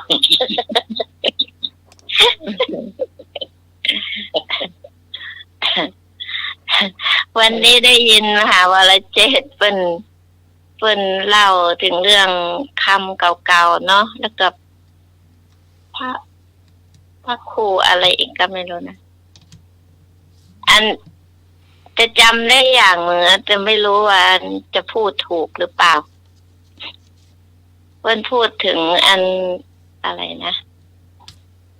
ที่ควายข้างรั้วน่ะเพิ่นอู้ยังไงอะไรอะไอ้หนุ่ยเคยได้ยินค่ะที่เป็นเปรียบเทียบกี่ควายข้างว่านั่นแหละอะไรดำๆนะครับก็จำมันได้เขาเพิ่งจบไปนั่นน่ะป้าวรเชษฐ์นี่ก็เก่งนะครับสวดมนต์ทุกวันฟังทุกวันแต่เมื่อเช้าเขาสวดสดไม่ได้เอาพระมหาวิษณุมาออกจ้ะฟังแล้วมันก็ดีถึงจำไม่ได้แต่ก็อยากฟังแล้วมันหานหูแต่เจ้าพระครูอย่างปริยัติอย่างปิยาพรเป็นพระมหาอภิวัตรวัดตุ้งขี้เสือมาออกเลยต้องเดี๋ยวปีไม่หรอกจ้ะที่ไหนออกไหนเตียน ระครูอันโสพลปริยัติที่เนี่ยตรงไหนเพิ่งออกก่อนหน้าเราไปเนี่ยธรรมะสี่แผ่นดินนี่แหละ จ้ะ เพิ่นก็เล่าถึงคำไอ้ที่ตอนสมัยเขาเป็นเด็กๆนะเนาะตอนนั้นก็ถ้างั้นก็ถ้าจะรุ่นเราเนี่ยไอ้หนุ่ยเนาะสมัยนั้นแปรงสีฟันก็ไม่รู้จักเช็ดฟันจะเอาถ่านมาทุบท่านผูเขี้ยวล่ะแล้วก็อมกับเกลือว่ะอันนี้มหาวรเชษฐ์นะโอ้นะแล้วก็อันพระครูอันดูผมนี่หนีแปรงฟันเขี้ยวแล้วแปรงดูของพระเจ้าบ้วนปากอย่างเดียวละอันนี้เหมือนมาเล่าสู่กันฟังเนาะนาฬิกาก็มามีเปิ้นบอกว่าเนาะเปิ้นบอกว่าไก่ขันครั้งแรกก็คือประมาณตีหนึ่งเนี่ยที่สองก็คือตีสองเนี่ยที่สามก็คือตีสามถ้าหลังจากตีสี่แล้วขันทีนี่ก็คือตีสี่แล้วสว่างแล้วเปิ้นก็จะไปเปิ้นมียามกะโหลกว่าคนสีแว่นบ้านนะเปิ้นก็จะไปตำข้าวแล้วสมัยท่านเด็กๆเปิ้นเอามาเล่าให้ฟังเนาะยามกะโหลกถ้าตีหนึ่งวิ่งฟันรถทีเป็นบุกกะโหลกโป๊กเนี่ยแต่ก่อนพี่กรอยู่กรุงเทพนั่นนะมันจะมียามแวดหมู่บ้านเนาะอันนี้เปิ้นตีระฆังไงไอ้หนุ่ยเปิ้นเอาระฆังแขวนไว้ที่รอบหมู่บ้านเนาะมันจะมี4 จุดเนาะสี่เปิ้นก็จะตีตั้งแต่ตีหนึ่งมาละตีหนึ่งเปิ้นก็ตีเงี้ยงแล้วเปิ้นก็ไปขี่จักรยานล่อไปเนาะเปิ้นตีเงี้ยงตีสองเดี๋ยวเปิ้นก็มาตีทำละอย่างนั้นตีสามเปิ้นก็มาตีแล้วตีสี่เปิ้นมาตีแล้วทีนี้เป็นกาดเต็มหมู่บ้านไปเลยหน่อยขายตะปะอย่างตอนลูกเจ้าจ้ะมีตะปะอย่างสี่อยู่กลางบริหารต้องกลมต่างกลมโมมันเนาะที่มีไฟฟ้าเนาะ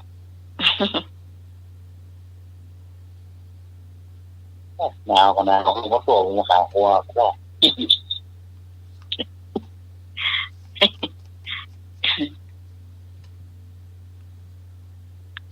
แล้วมีอะไรอย่างจะ5 ทุ่มแล้วมีคำอะไรอย่างนะน้องไหมคำปากเก่าหรือว่าคำอันนี้เหรอจ้ะจะพยายามเปลี่ยนโทรศัพท์กันจ้ะแต่นั่งจะหมดก็มาเก่าก็มาเก่าวันพุธก่อน9 วันที่แต่นี่วันเสาร์อันหนึ่งเราเที่ยจ้ะเชื่อเอ่ยเกี่ยเกี่ยไหมเขามาวันนี้วันนี้ลูกเรียนดีแล้วพี่โก้ได้เล่าใช่ไหมโอ้รับเจ้าจ้ะทุบแล้วเช้าแล้วเบอร์ยัง ที่โชว์ไป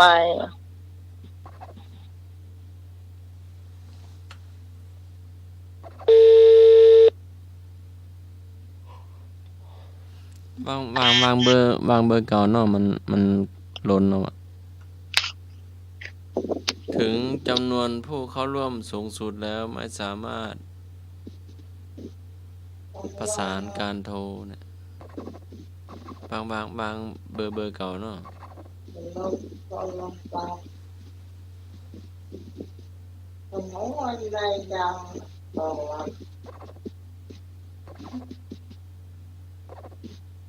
ให้เลย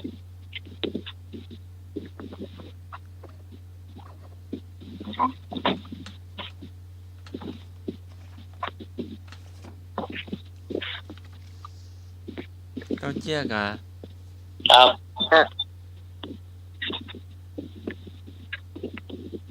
ฮานอยติโตดิโด หอมพระตัวมาเป็นกู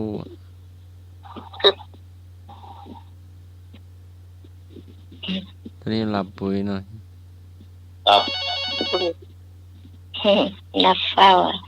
เป็นเด็กนี่ต้องเล่านิทานก่อนหลับหรือว่าหยอกกันก่อนหลับ ตอนนี้เราได้ทานกัน นมัสการครับ ครับผม ไหนๆก็จะไปร่วมงานแล้วกันอู้เรื่องกับข้าวเลยกันเนาะกินข้าวดี มี กว่า มีกับข้าวเดี๋ยวมีกับข้าวละมันได้ทำแล้วมันได้ล้ำไปละ ครับ กับข้าวน้องใหม่ก็อู้ไปแล้วเรามีตั้งหลายอย่างแล้วเหรอ อืม เอ๊ะ เดี๋ยวมีใจเขาอยากกินน้ำเมี่ยงนะ มันหลายปีละกับข้าวทำไมไม่บุญมาละ เดี๋ยว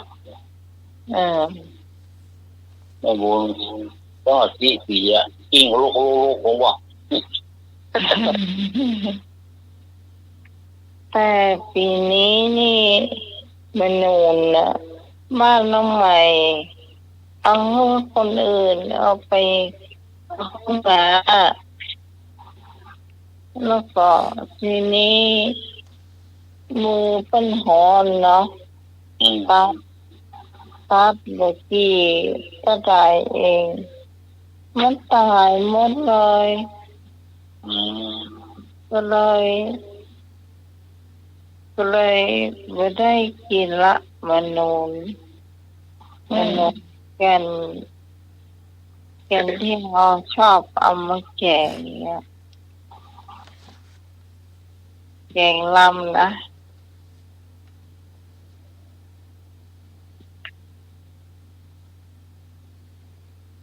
ก่อนเขาดีนะแต่อันที่เขาเด็ดผักนะคนมือฮ้อนน่ะเก็บมาได้ตายหมดอะ ก็เชื่อเลยเนาะมันน่าเชื่อเลย จริงมันน่าเชื่อว่าขนมจะตายนะแต่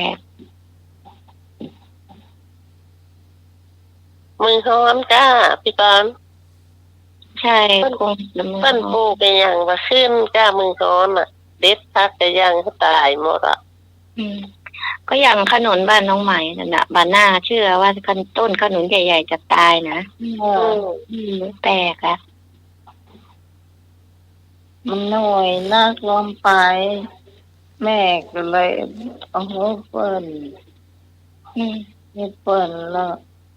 บอกว่าให้เปิ้ลอันก็เอาคนเดียวอย่างนั้น แม่ไม่ได้ก็คือเขา แม่ไม่ได้ก็แม่เขาก็เอาคนเดียวเพราะว่า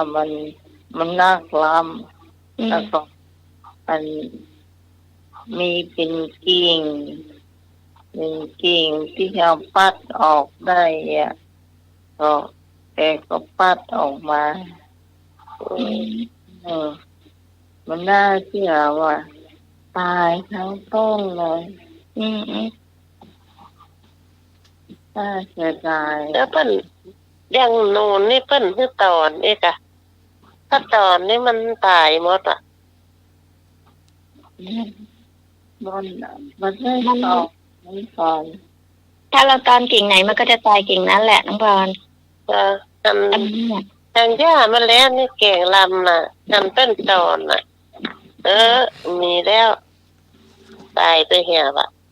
ก็นี่อันแฟนไปก่อนมันตอนกิ่งไหนมันก็ตายกิ่งนั้นน่ะมันค่อยตายลูกแล้วมันก็จะตายเลยแล้วน้องปลูกแค่น่ะจู้ไงย่ำหน่อยแต่ละปลูกได้3 ปีแล้วมันแห้งตายไปจังมันอย่างปลูกไม่เอากันเนาะปลูกเอาไม่เลยเอาขนาดเลยอ่ะเนาะนมัสการครับมันนอนเดียวนี่จะปลูกง่ายถ้ามีต้นมีอย่างมันนะน้ำมันจะลอยต่ำตั้งแต่ดินขึ้นเหมือนมะพร้าวน้ำหอมสบายเดียว มะพร้าวเพิ่นก็ว่าปลูก3 ปีได้กินไปก่อนปลูกมา2 ปี3 ปีแล้วยังมาหันมีลูกอ่ะมันยังบ่ขึ้นตามไหนเรียนซื้อมาทำสะเดาะเคราะห์อย่างทุกทุกอย่างเนี่ยก็ลวดเอาปลูกงามบ้านไม่รู้มาออกมันหน่วยบ่อยเหรอวะมันนักเลยนักอ่ะหน่วยนักเกินแต่ว่าถ้าหน่วยมันบ่ใหญ่นะแล้วมันออกต้นออกแค่ก็ยังเอาตอนเอาไปปลูกอ่ะตอนเอาไปปลูกมันก็ต้องออกแล้วออกแล้ว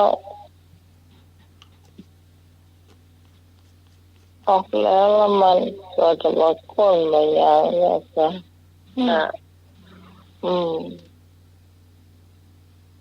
ของพี่กรซื้อในเทคโนนั่นน่ะของ3 ปีแล้วนะแฟนพี่กรน่ะไปปลูกอ่ะยังไม่เห็นอันนี้ก็มามันต้องขึ้นเก้ามาใหญ่หน่อยมันถึงจะมีลูกเนาะอันนี้มันจะมาขึ้นเก้าขึ้นมาใหญ่ๆพี่กรเคยถ่ายรูปขนุน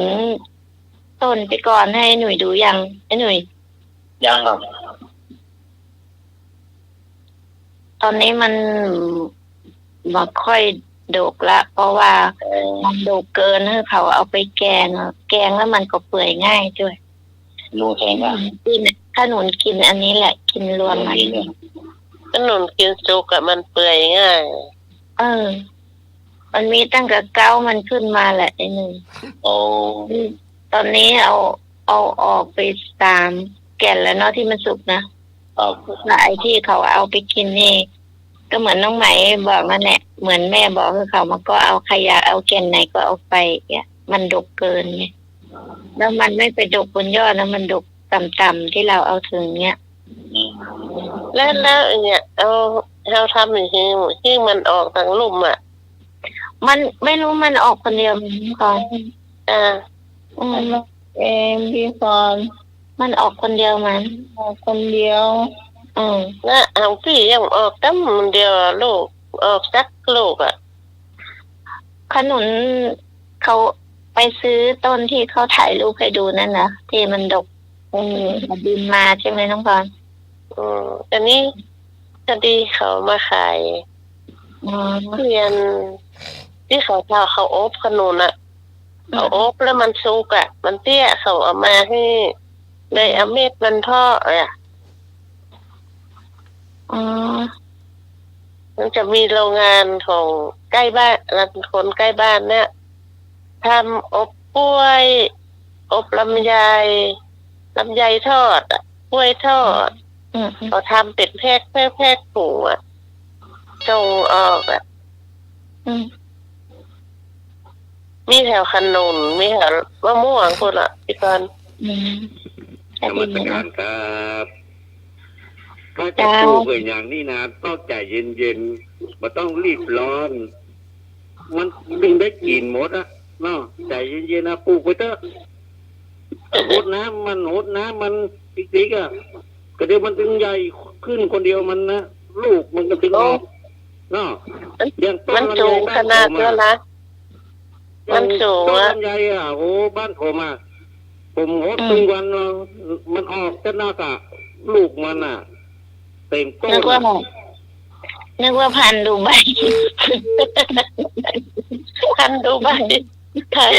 แล้วก็ซื้อพันดูใบมาเหรอได้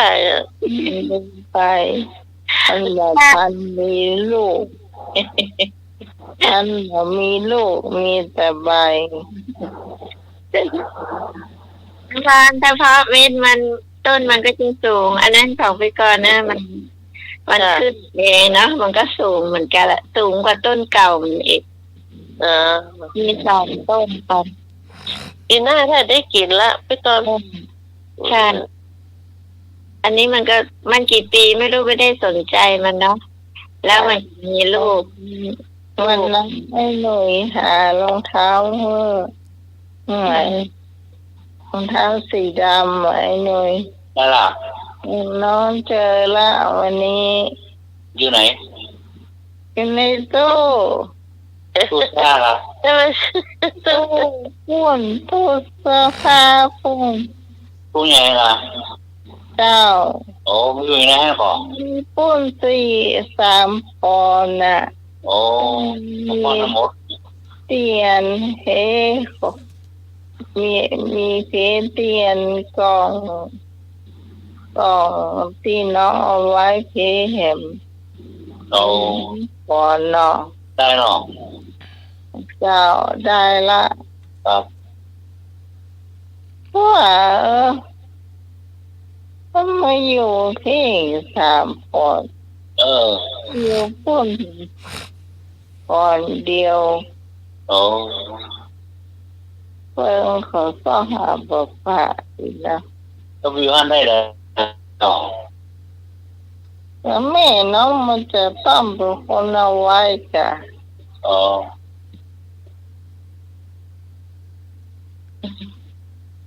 เอาสับปะรดทะโลกที่เก่าวันนี้ก็ต้องเอาอย่างก็บัตรประชาชนบัตรอย่างหลายๆอย่างที่เราต้องใช้เนี่ยต้องรวบเอาไว้ในกระเป๋าวันที่7ต้องไปหาหมอ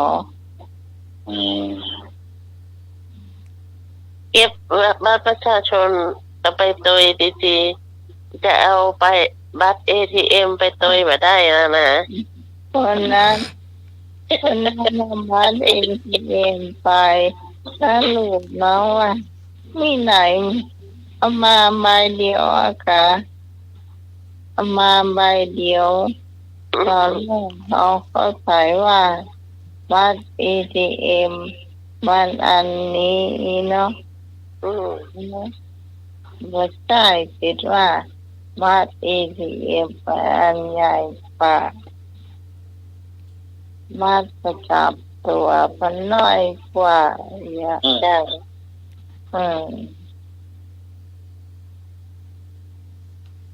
เจ้าเตี้ยเนาะ อ้าวจ้า เตี้ยทุกเจ้าไปคุมบัตรเตี้ยนั้นก่อนเป็นก่อนมาเป็นการพระเนี่ยเนาะเป็นพระกันเนี่ยแต่งพระเนาะเปลี่ยนป้ายอย่างเจ้ามาใหม่คุมบัตรเดียวกันเนาะที่นี่รับบัตรพระเนี่ยก็ใจพอดีแล้วเป็นภาพปอผ้าเนาะปอผ้าอยู่วงเนี่ยคุมบัตรไปอ่านป้ายที่นี่รับบัตรพระปุ่งมาละ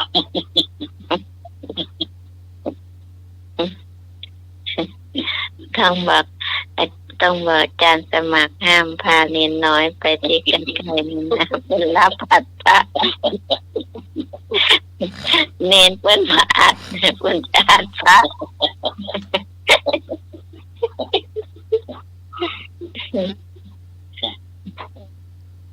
เดือดร้อนแล้วมันไปดีละกลัวบอกเนี่ยมันเป็นอาจคนก่อผ้าเนาะมันบ้านว่าก่อผ้าที่นี่รับตัดผ้าบ้านแล้วนี่ดุจังเนาะทำไมก็ไม่ได้ทำเรื่องทำร้ายให้ใคร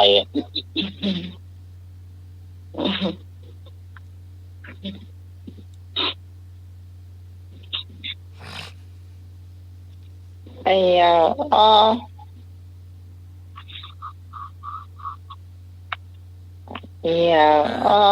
ไปก่อน5 ทุ่มอยู่นะ5 ทุ่มอยู่นะ เพิ่ง5 ทุ่ม10 นาที ก็จะถามว่าอย่างถามแหละ ว่าเสียสามีกับ อาจารย์สมัครจะเล่าเชื้อน้อยๆสั้น ไปส่งลงที่บทใหม่เนาะไปอยู่วัดวัดอยู่ในป่ามี2 กุฏินะวะ เป็นสายหลวงพ่อเปลี่ยนค่ะ เป็นแสง น่าจะไม่ริมหรือเปล่าอยู่ในป่าแล้วนะ เป็นสำนักวิปัสสนานะจ๊ะ น่าจะสำนักวิปัสสนา นี่มาส่งเมื่อไหร่ อาจารย์อยู่องค์เดียว แล้วก็หลวงพี่ทหารไปอยู่ตัวเองนะครับที่บ้าน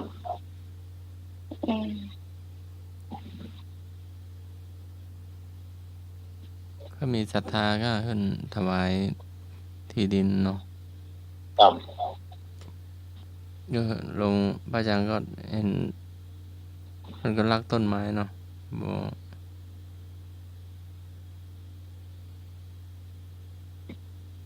เห็นนี่มาตัวน่ะ2 ตัว อ๋อ ที่นั่นแหละ ไปทางแม่ริมจะเลยเนี่ยทหารไปไปได้แล้วก็ไปเอา ก็จะมาวันที่22ก็เปิด20 วันเนาะ ครับวัดป่าอะอยู่ในป่าเนาะ เป็นวัดป่าเป็นวัดปฏิบัติเป็นวัด ครับ สายครูบาอาจารย์สายปฏิบัติเนาะ น่าจะเป็นแม่แต่ไม่ใช่แม่ลิงเลย การสมัครไปส่งเหรอคะ เจ้าอาจารย์เลียวไปตัวอาจารย์เลียวกับหลวงพี่บวชใหม่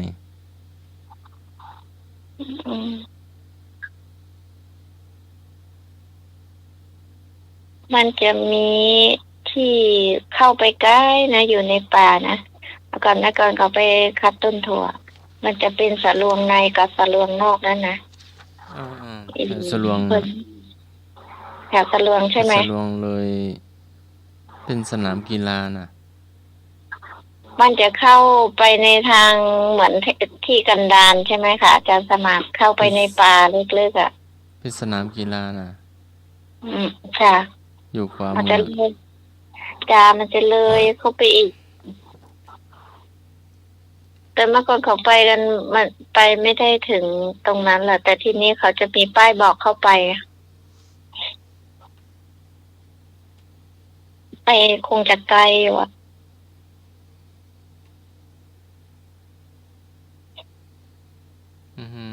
ตัวไกลตัวใดนะ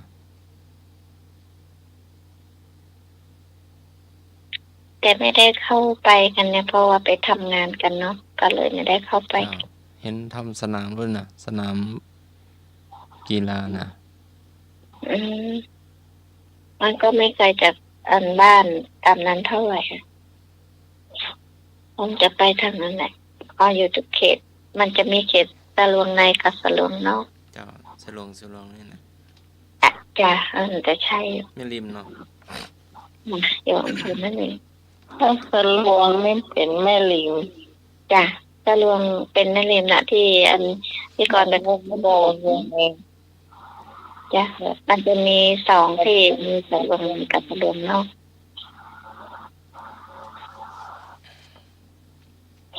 คือสุดก็เนี่ยสุดก็ปูงแยง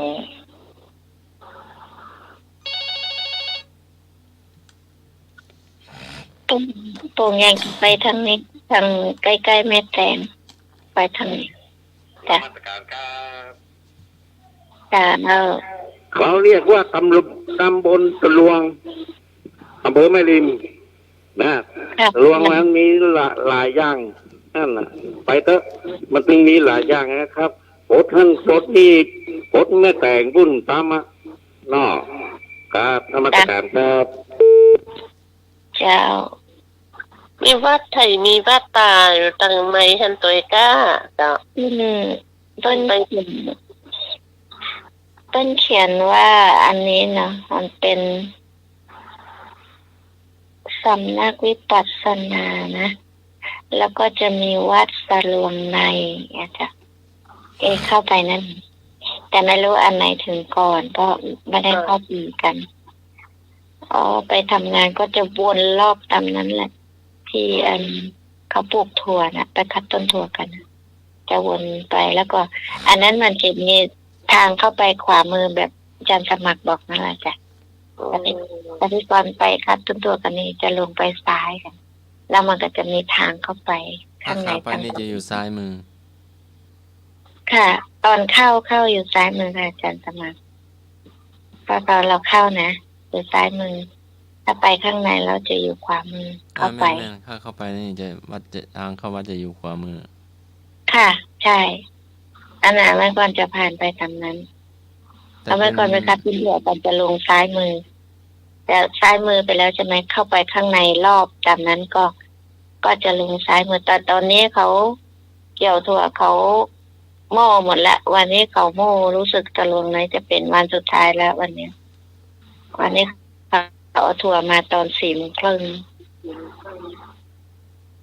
แล้วก็อันนั้นอ่ะจะอยู่ทางขวามือเหมือนอาจารย์สมัครว่านั่นน่ะใช่จะเขียนป้ายไปข้างในบ้านศรัทธาเห็นอยู่แถวนั้นมี 2-3 หลังค่ะบ้านตามนั้นจะไม่ค่อยเยอะเท่าไหร่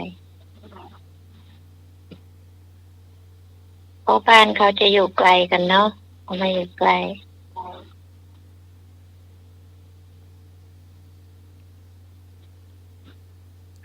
ก็ดีแล้วค่ะโชคดีที่ได้ไปก็พี่นันเรียกก็เนี่ยสนทนาธรรมเนาะถามปัญหาธรรมนะ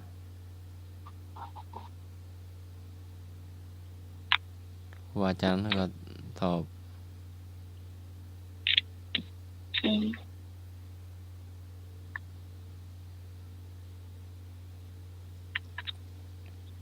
ตอนแรกนึกว่าจะสมัครไปอีสานไปจังหวัดเลย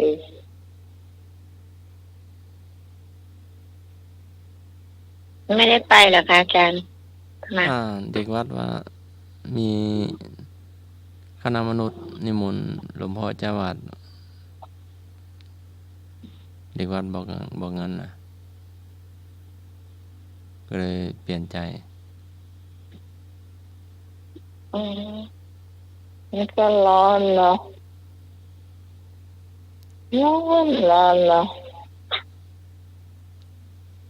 ร้อนนะวัด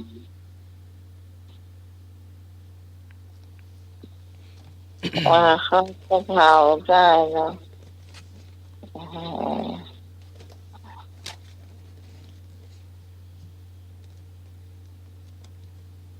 เพราะว่าอีกวันหนึ่งอ่ะพอเผาศพอันพระครูแล้วก็อีกวันหนึ่งฝนก็ตกจ้ะ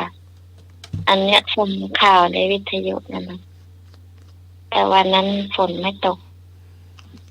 คนเยอะมากดูในเนี้ยแต่พอ 20:00 เขาก็ตัดเข้ารายการปกติแล้วนะก่อนดูตั้งแต่อันตอนเย็นนะตอนเขาเริ่มนั้นมาละอยากเห็นเนนที่บวชนั่นเขาก็มาตัดภาพไปให้ดูแต่อันพระอาจารย์2 ตนนะแต่มีแต่ตุอีสานเนาะก็บวชแต่อีสานจะจำม่วนดิถ่ายทอดสดค่ะจ้ะอันก่อนดูแต่ก็ฟังสดมาที่เขาดูใน YouTube ของวัดสายหินเนี่ยจ้ะจะฟังทางวิทยุท่านก็ฟังวิทยุจ้ะก็ถ่ายทอดจ้ะวิทยุก็ถ่ายทอดแล้วก็อันก็ดูใน YouTube ในอีสานด้วยเนาะจ้ะในอีสานบูชาครูอาจารย์จากนี้ก็เข้าใจบ้างไม่เข้าใจบ้างแต่วันนี้นะเขาฟังภาษาอีสานวันนี้แต่เขาก็จะพูดไปแต่เขาก็พูดไปธรรมดานี่เนาะพูดไปก็จะพูดภาษาอีสานเพราะเป็นคนอีสาน อ๋อ ครับ ถึงช่วงอะไรหรือยังครับ เอ้ยจะเอาอะไรก็ได้หมดวะโอ้โห กดถากจังหวะนะครับค่ากรรมฟอฝานำหน้าหอไข่ตามหลัง มีอยู่5 กรรมของนี้ต้องแต่ความพยายามเด้อความเพียรพยายามฟอฝานำหน้าหอไข่ตามหลัง บอฟันนำหน้าเกี่ยวนั่นหรอบอฟันในเกี่ยวนั่นหรอ ฟอฝานำหน้า อ๋อขอฝา ครับขอไข่ตามหลัง มี5 กรรม ขอฝานำหน้าขอไข่ข้างหลังอ่ะ ตามหลัง ขอไข่หรอ ครับ ครับ ฝน มี ตก อยู่5 กรรม ฝนตกไข่มดแดงเปียก ใช่ ขอฝานำหน้า ต้องแต่ความเพียรพยายามต้องแต่ความเพียร ฟันฝ่าอุปสรรค ใช่ ยิ่งฝึกยิ่งช่ำชอง ใช่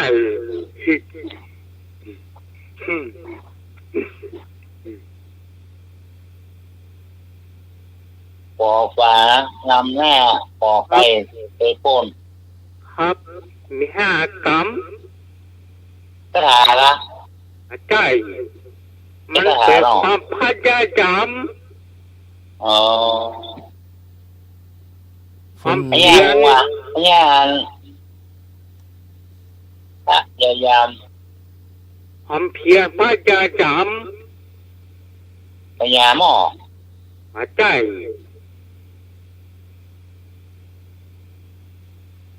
ขอฝานำหน้า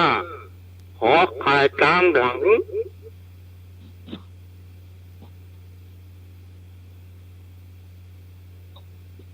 ไฟว่าเอามางาม ใช่ ข้าวต้มมื้อ ใช่ใหญ่น่าเรียนอย่างครับ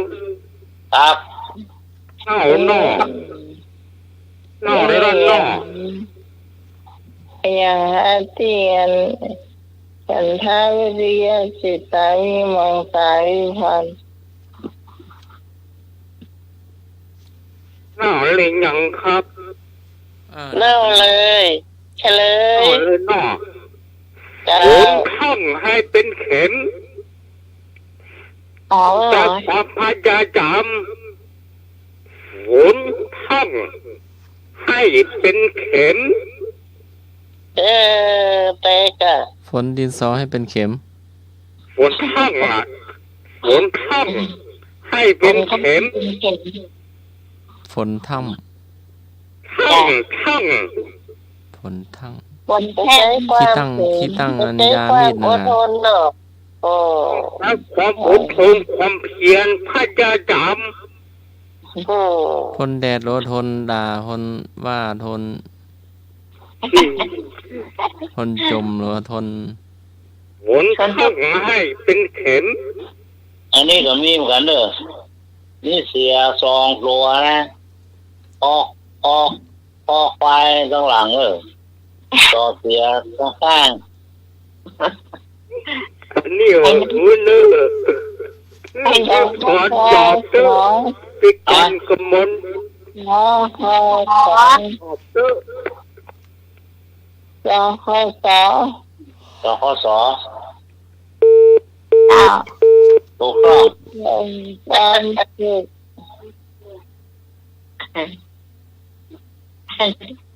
เดี๋ยวเสียยังอยู่ด้วยกันไม่ได้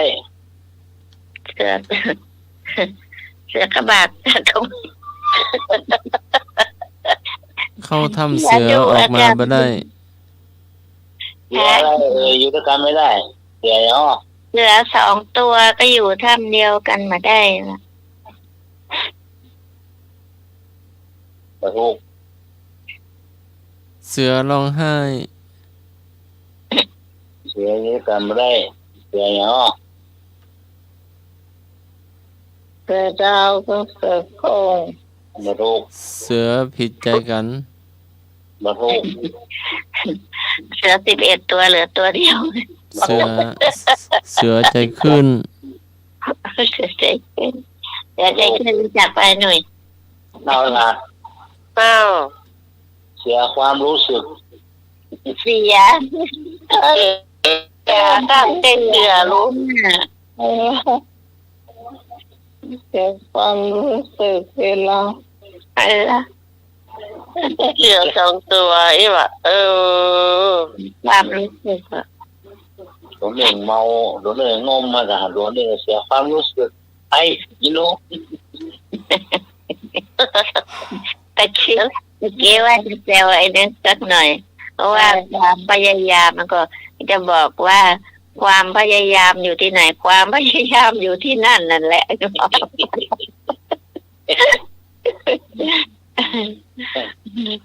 เหมือนตลกมาเล่นกันนะเพื่อนบอกว่า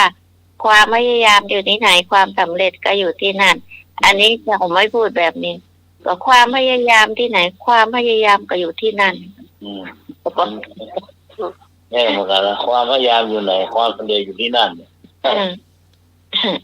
ก็เหมือนฝนแท่นให้เป็นหินนะมันจะฝนแท่นให้เป็นหินฝนแท่นให้เป็นเข็มอะกระปดโท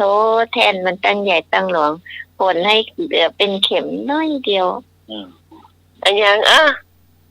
วันไหนที่เปิ้นฮื้อสระผม เปิ้นมาฮื้อสระผมแม่งก็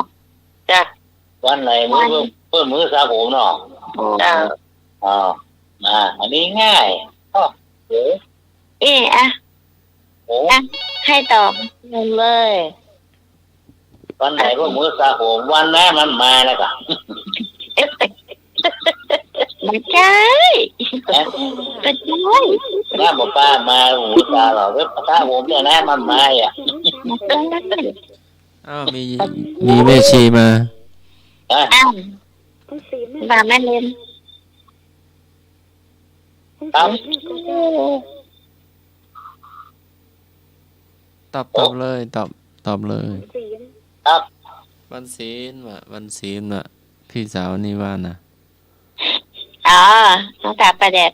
เนี่ยมันฟังอู้แห่หัวโคนไม่พอรอดมากสาวประแดดเนาะเป็นไม่จ้ะพี่สาวประแดดอันมาถูกไหมเหรอน้องบอลใช่เนาะวันพฤหัสบดีกับเปิ้นฮื้อสระผมหรอกบอดีเป็นบอกมือสระเดี๋ยวว่าน้ำมามือสระผมดีใช่วันศีลไปก่อนก็ถือเหมือนกันนั่นแหละถ้ารู้จะไม่สระผมถ้าสระผมแล้วจะเจ็บหัวมันเป็นไงมองมันนะนั่นก็ไม่ปัญหาเลยอะไร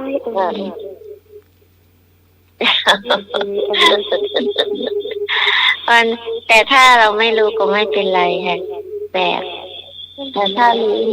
ถ้าสระเราก็จะน้องหุ้มมาได้สนใจเรื่องวันศีลหรือว่าวันพุธพฤหัสวันพุธวันพฤหัสอะไรไปก่อนกับใกล้โซนแต่ถ้าไม่รู้ไม่เป็นไรถ้ารู้มันเป็นไรไม่รู้มันจะเจ็บหัวมันไปเลยทำเลยฮะวันตัดผมสั้นขนาดไหนสั้นมากเลยเนี่ยเพราะว่าเดี๋ยวนี้เสีย2 วันเลยเพราะเดี๋ยววันเนี้ยถ้าเก่าเสียแม่วันที่เสียมวยว่ะ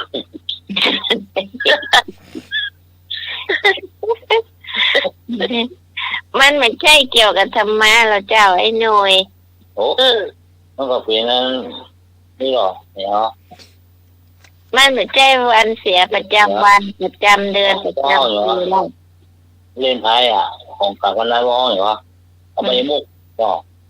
ใช่นี่เดือนนี้เสีย2 วันเลยเนี่ยเต่าเสียแม่วันที่เสียมวย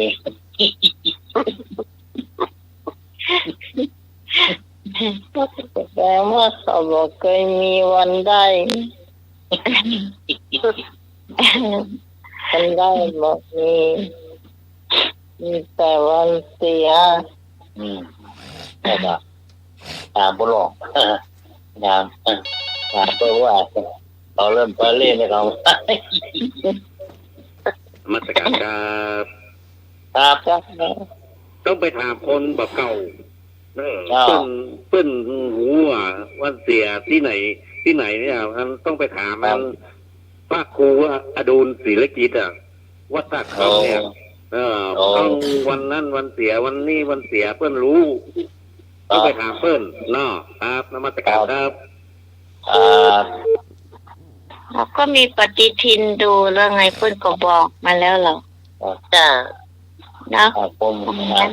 เท่าไหร่ครับพ่อคนมาเก่ามองว่ามีไหนจะพูดแต่ตามมันเดี๋ยวมันจะหำหัวพี่ก่อนอันนี้ของวัฒนธรรมนั่นก็คือเขาก็จะบอกบางที่เพื่อนก็มีบอกเนาะวันเดือนนี้เสียวันหยังวันพุธวันพฤหัสวันศุกร์เดี๋ยวเพื่อนจะต้องน้องเพื่อนก็ต้องวันอะไรเกี่ยวเราเสียทิศกจันทร์ก็เลยที่60เสียงกันวันเดียวนั่น79เขาพักที่89เป็นศุกร์กับพุธนั่นแหละได้ยินก็ต้องเลยพวกกับเพื่อนดีเนาะแต่กระจำเราก็ได้หมดน้องสวยตุ้งทองสอนเดี๋ยวไอ้ก่อนก็จะดูในปฏิทินน้องได้ความรู้จากเปิ้นนักถ้าเปิ้นบาเสียชีวิตก่อนเพราะว่าเปิ้นมรณภาพเนี่ยได้ความรู้นักเนี่ยดูท่านเนาะจากคนที่นี่ตัวแล้วพอไม่เดียวตอนไปก่อนเห็นในรูปมันไม่ใช่ท่านเลยแล้วก็ไปก่อนแบบตอนนั้นไม่ค่อยสบายใจไม่เคยรู้จักว่าวัดนี้เป็นอยู่ที่ไหนขี่รถไปเรื่อยๆเนาะพอเห็นไปแล้วก็ไปถามไปเจอตำรวจเนาะอยู่ๆก็ถามเขาว่าวัดตุ๊กลุงทองอยู่ตรงไหนเนาะคนก็ชี้บอกว่าพี่ไปเลี้ยวรถตรงโน้นเนาะตรงห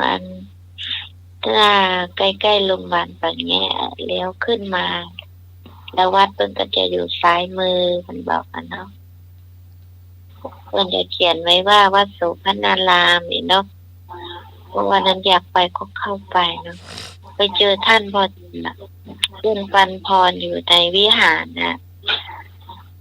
ก็เลยแบบดูในรูปกับดูหน้าท่านเหมือนกันเนาะก็เลยถามว่าเรียกท่านหลวงพ่อเนาะหลวงพ่อใช่องค์ที่เปิ้นสวดที่เปิ้นเน้นเทศตุจบมันก็ค่าเอกถามนะใช่แล้วถามโยมมาจากไหนมันก็ไม่ใช่คนเชียงใหม่หนูก็คนต่างจังหวัดแล้วก็บอกก็ไม่สบายใจก็จะลงสุดเนื้อเป็นบอกเองตอนนั้นลงสุด500ก็ตาลงศพก็จะตั้งปันพร้อมเนี่ย500ก็เนาะเมื่อก่อนเนี่ยจริงๆเนี่ยคนก็เพิ่งจะได้นั่นแหละอันนี้มันดวงไม่ดีอะไรเป็นบอกเป็นแนะนำเนาะแล้วก็ลงศพบางทีมันช่วงแต่ละปีหรือไงไม่รู้นะรู้สึกมันไม่ค่อยสบายใจมันก็เหมือนเรื่องใหม่ปีนี้ยามบดีก็ให้เพื่อนนมัสการครับ วัดตุลุงทองอ่ะได้ก่อนวัดโสปนารามอ่ะ ใช่ วัดตุลุงทองอ่ะดูตีดูโจกอ่ะม้วนขนาดเลยอ่ะผมจังไปฟังเปิ้นเทศอ่ะตู้โจกอ่ะถามวัดเลยอ่ะวัดโสปนารามน่ะม้วนขนาดเลยอ่ะก็ม้วนขนาดเลยอ่ะวัดโสปนารามอ่ะกับนมัสการครับใช่แล้วเปิ้นก็จะมีคล้องแก่นใหญ่ๆเนาะเปิ้นว่าพอกวดน้ำเป็นแล้วเอาน้ำไปรดต้นไม้แล้วเปิ้นคือเอาไอ้ที่ตีมันนะตีถ้าดวงดีขึ้นมันก็จะดังถ้าดวงไม่ค่อยดีก็จะไม่ค่อยดังมันก็ถ้าจะเต้นไอ้ก่อนก็ตีนะแต่มันก็ดังอยู่ไอ้นั่นของใหญ่ๆอยู่หน้าวิหาร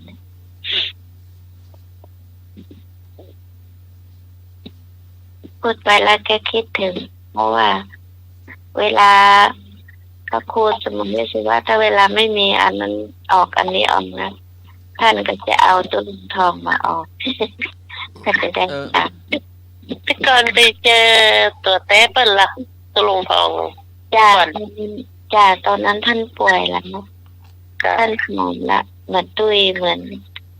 ตอนที่ในรูปนั่นนะที่เราดูในรูปนั่นนะเจอท่านน้องตรงนี้จะให้บุญทำเชิญชาวกับตุลุงทองนี่แหละจ้ะ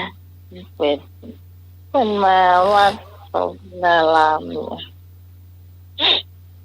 บนดำหัว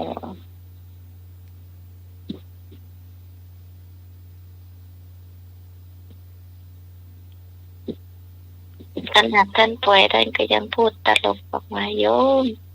อาตมาก็เป็นหลายโรคนะโรคระบาดเนี่ยเราคิดกันได้เป็นตลกอยู่นะมีตั้ง5 โรคถูกนั้นเนี่ยอาตมาถูกเป็นโรคถูกว่าโรคระบาดก็ยังพูดเล่นเนาะ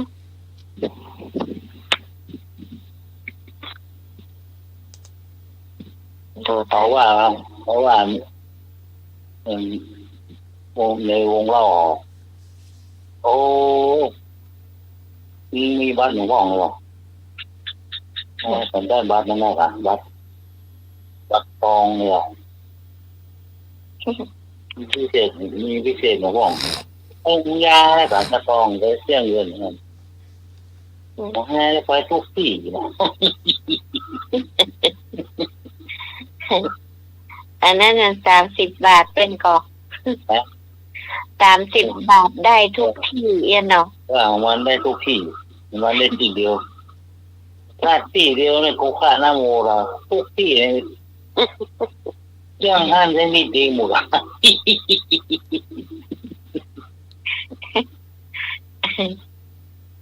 อันนี้ก็ฟังตลกมันเล่นมาละไอ้หนุ่ยไปทุกที่ตลกจังเล่นเนาะจะได้ว่าเองเหมือนแน่ใจไปทุกที่โอ้ยดีกับอันนี้อีกแล้วเนี่ยไปทุกที่เนี่ยที่ละ30 บาทหรอกอันนี้มันถูกเหลือหมู่อ่ะที่ระบาดโรคระบาดครับผมก็ได้รักษาทุกที่อ่ะอะไรไปทุกที่เหรอรักษาทุกที่เลยอ่ะฟรีขนาดเลยอ่ะรัฐบาลออกให้รับประกันสวัสดิการครับไปทำไมหลายๆที่แปลว่าเป็นหลายโรคกันหลายที่อ่ะ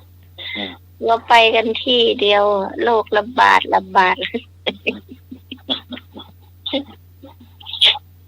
เป็นตั้งหลายโรคระบาดถูกความดันอะไรไม่รู้จะไปห้านก็หายไปนี่ก็บดีไปห้านก็ย่อยไปนี่อ่องเลย ไอ้หนึ่งยังเหรอ ทำไม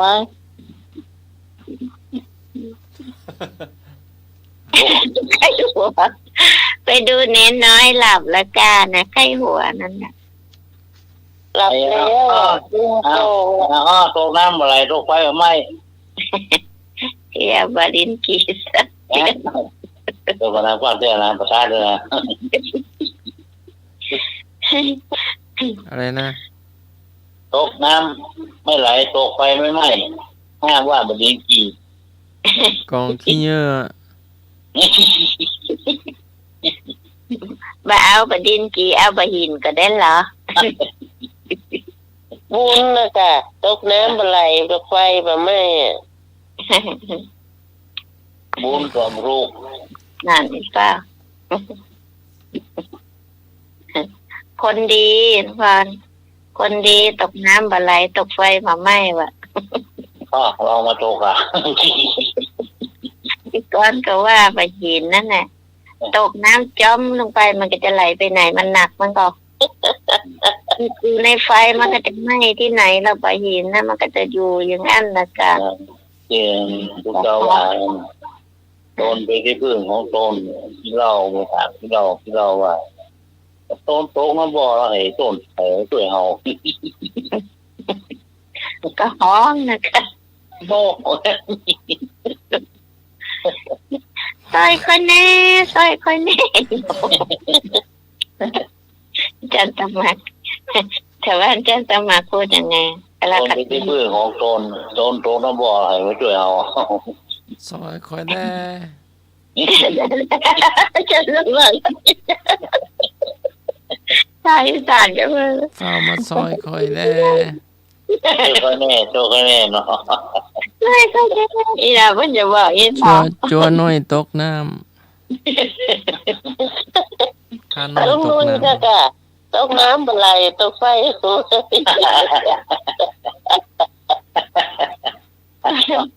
เอาเนี่ยพวกกระทงไปปล่อยการโป่งละ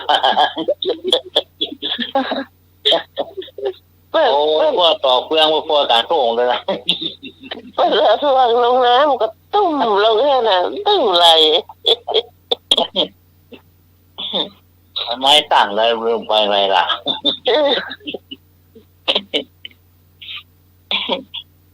น้ำเปี๊ยะน้ำสลีเปี๊ยะน้ำแล้วว่าไปตั้งใดแล้วเนาะ ไปก็ไม่ได้แล้วเนาะ งานของงานหรือว่าเอาลูกเรามันต่อไปโลน ก็นั่นแหละก็เหมือนกันแหละสลีเปียกน้ำเราก็ตั้งตูกไฟกับมาไหม้แล้วก็มันเปี๊ยะไม่งอมาไหม้เนี่ยเราไปยังสบาย3 ห้อง เนี่ยตรงน้ำอะไรตรงไฟไหม้ อ้าวลุงหนุ่ยจะเลย เลยเนาะ เอาแล้วก็ จ้ะ เงา อ๋ออีเงาอีเหรอ เงาอันนี้มันก็เป็น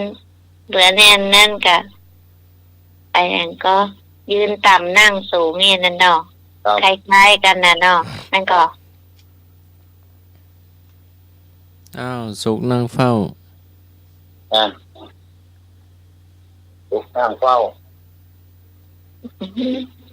อะไรอย่างนั้น สุกนั่งเฝ้า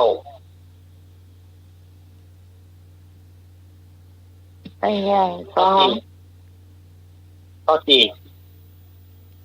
ยัง สุกนั่งเฝ้าทำไม เขาถามเหรอเขาถามนี่ หม้อแกงตอง พวกแกงซองว่ะ โอเคกองจ้ะ เจ้าหม้อแกง เพิ่มให้บันไดมาหม้อแกงตอง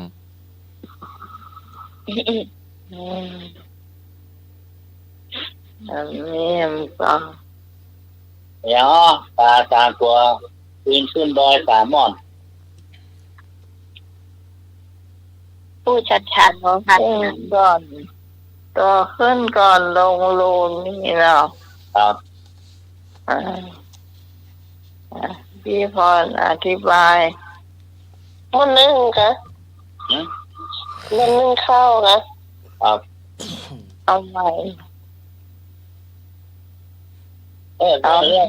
ะเอียดเลย แล้วมันนึ่งแล้วก็เยอะว่ามันใส่เตียวมันเนี่ยไม่ได้ อืม ก็จะมาแนวเนาะ 3 ตัวขึ้นดอย3 ม่อน ครับ ตอนเช้าน่ะ ตัวขึ้นก่อนลงรูน ครับ หมายความว่าจาก3 ตัวนั่นขึ้นดอย3 ม่อนเนาะ ครับ ม่อนแต่ละม่อนเป็นต้นเป้าแล้วก็ตัวแรกที่ขึ้นไปเป็นมอนึ่ง ครับ ที่เป็นข้าวตัวที่3เป็นปลาจีที่ขวบข้าวตัวขึ้นก่อนลงรูนปลาจีเนี่ยเราจะต้องลงก่อนเวลาเข้าสู่เป็นก่อนพอถึงจะปลดเข้าได้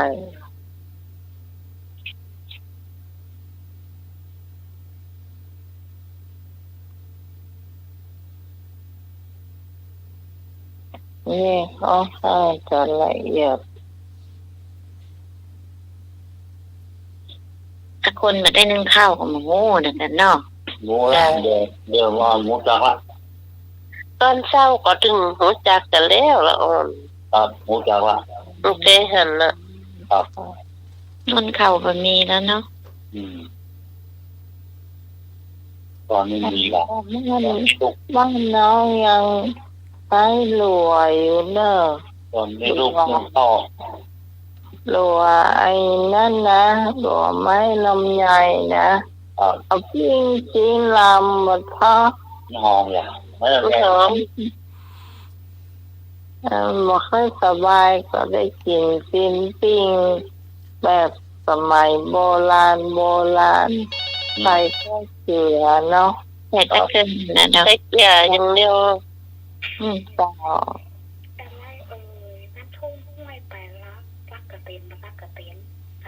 นั่น นั่น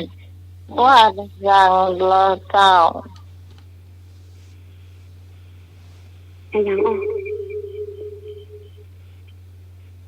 ตามกัน น้ำพุ่งห้วยไปละตักกระเตนโมตักกระเตน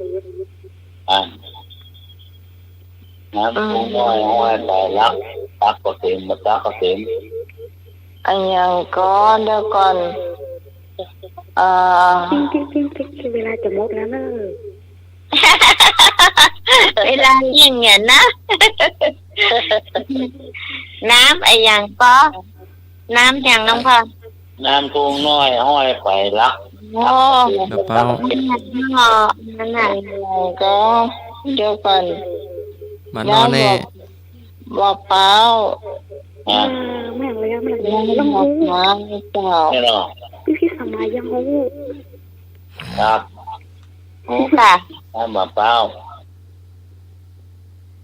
แซม ไอ้ยาอ้อห้ากระจูบห้ากระจูบ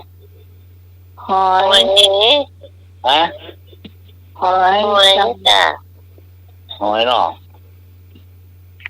อ๋อจริงแล้วต่างโคนโพดปากเลย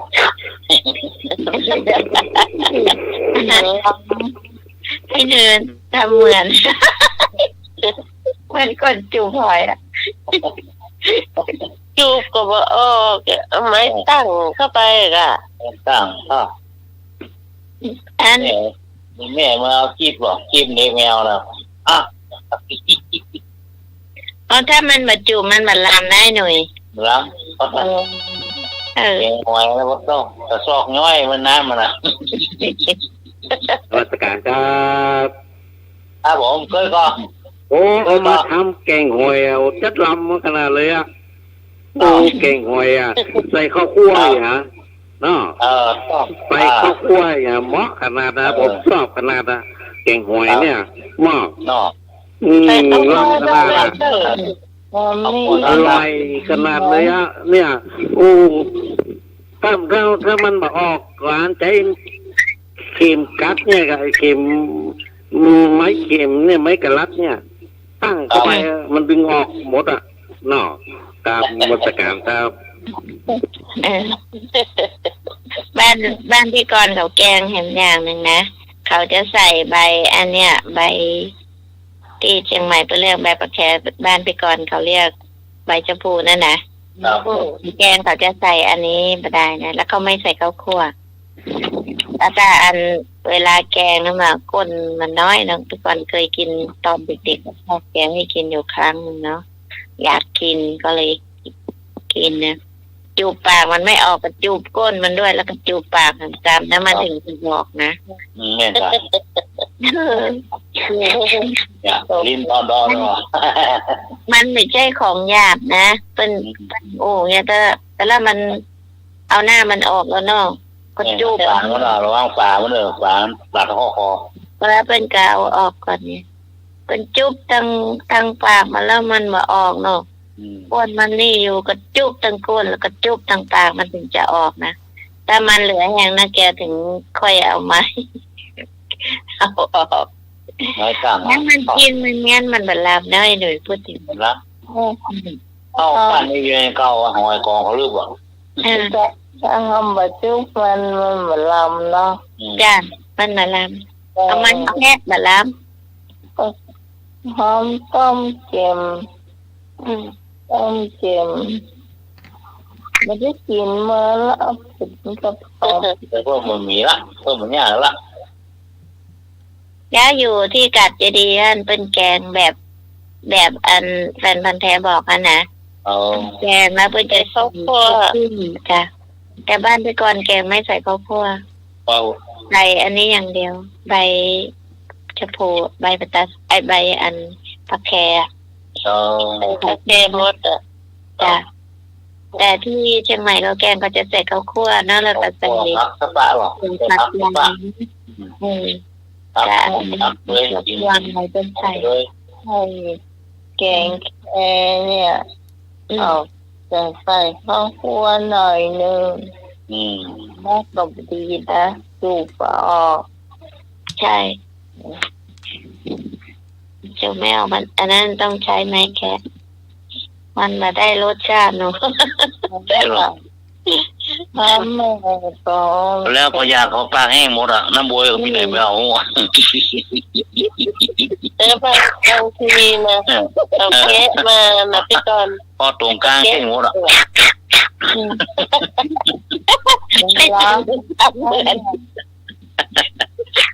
มันล้ำไหนอ่ะพ่อที่ไหนวะ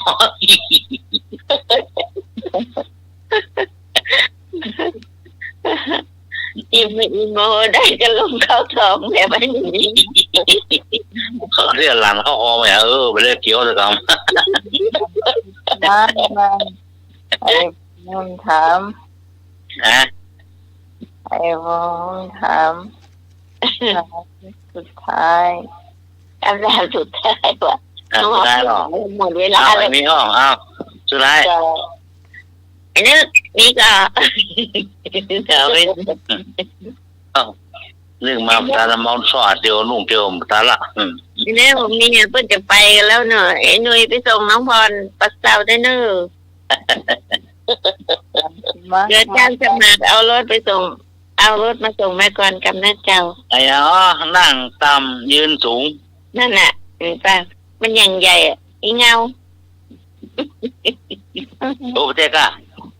อีเงา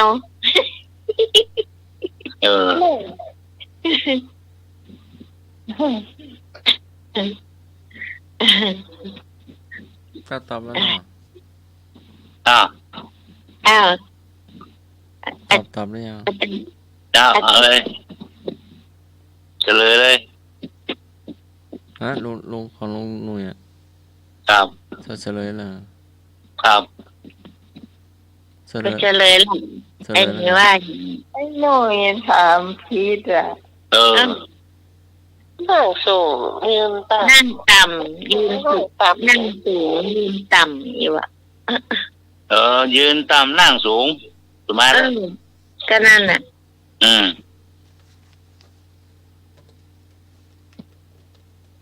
ปุยฝ้ายอีกอ่ะ อืม ปุยฝ้าย มาเถอะ ไม่ใช่เนี่ย ตายแล้วสูงมาแล้วอาการสูงมาอย่า ยึดตั้งปุยฝ้าย เฉลยเนาะ จ้า หมา นักหมาอ่ะ ครับ เมืองน้อยกินฟ้าอย่างอ้อ เมืองน้อยกินปลา กินฟ้า เมืองน้อยกินฟ้าอย่างอ้อ กินอย่างนะเคยได้ยินนะ น้องไม่กินฟ้า เมืองน้อยกินฟ้า เจ้า อ๋อน้องน้อยกินฟ้า เคยได้ยินนะแต่นึกไม่ออก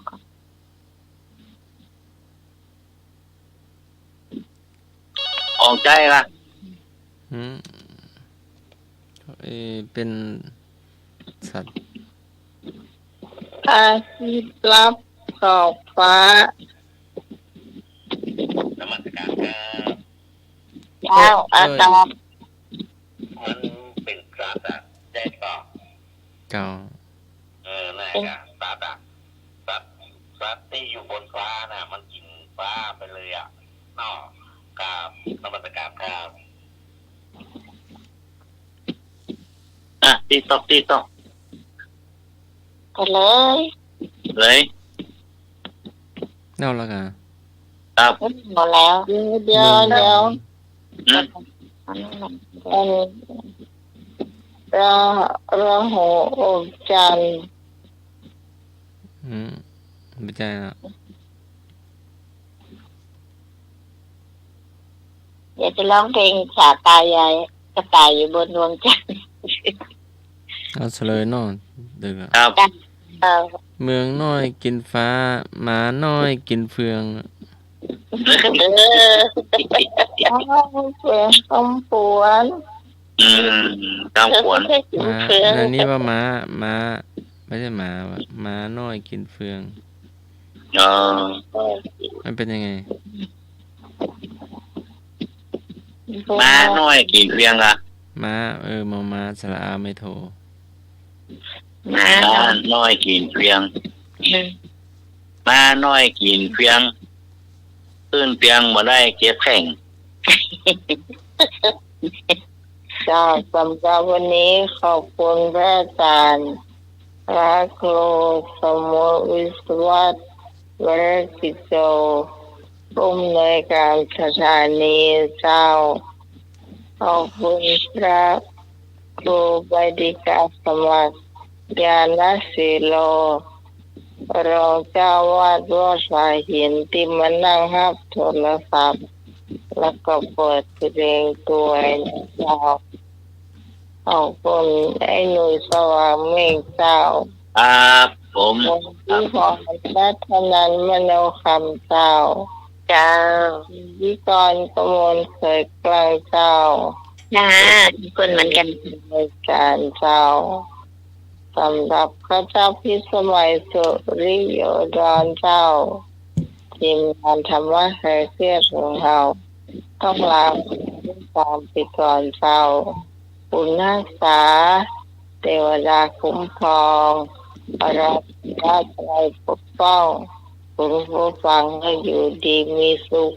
เป็นการทุกคนเราจะมาพบปะกันใหม่คืนพรุ่งนี้3 ทุ่มถึงเที่ยงคืนสำหรับวันนี้สวัสดีเจ้า ครับ สวัสดีเจ้า ครับผม นะคะ ดีฝันดีครับ ถ้าเธอยะปุริโสทานังคนควรให้ของที่ควรให้ ค คนควรให้ของที่ควรให้คัมภีร์ที่มาคุถกานิกายชาดกสัตตกนิบาตค่ำคืนนี้ก็ไว้พระสวดมนต์แผ่เมตตาหยาดน้ำหลับเป็นสุขตื่นเป็นสุขขอโอกราบนมัสการและเจริญพรสาธุสาธุสาธุสาธุไปสาธุครับ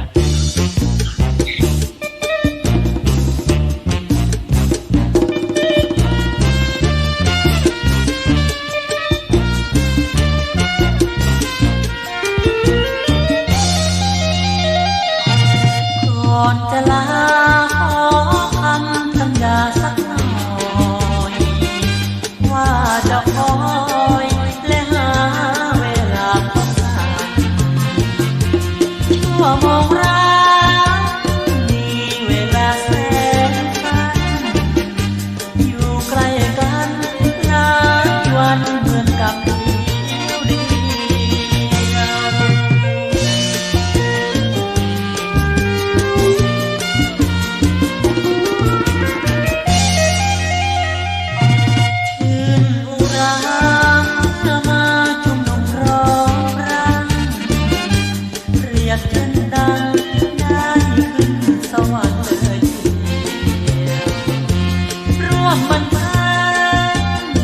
วร่าเริงหายเปลี่ยวจะแลเลี้ยวดูใครก็แจ่มใสดี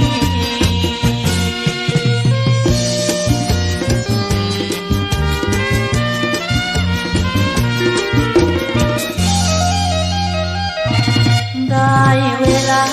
เก็บนาฬิกากำหนด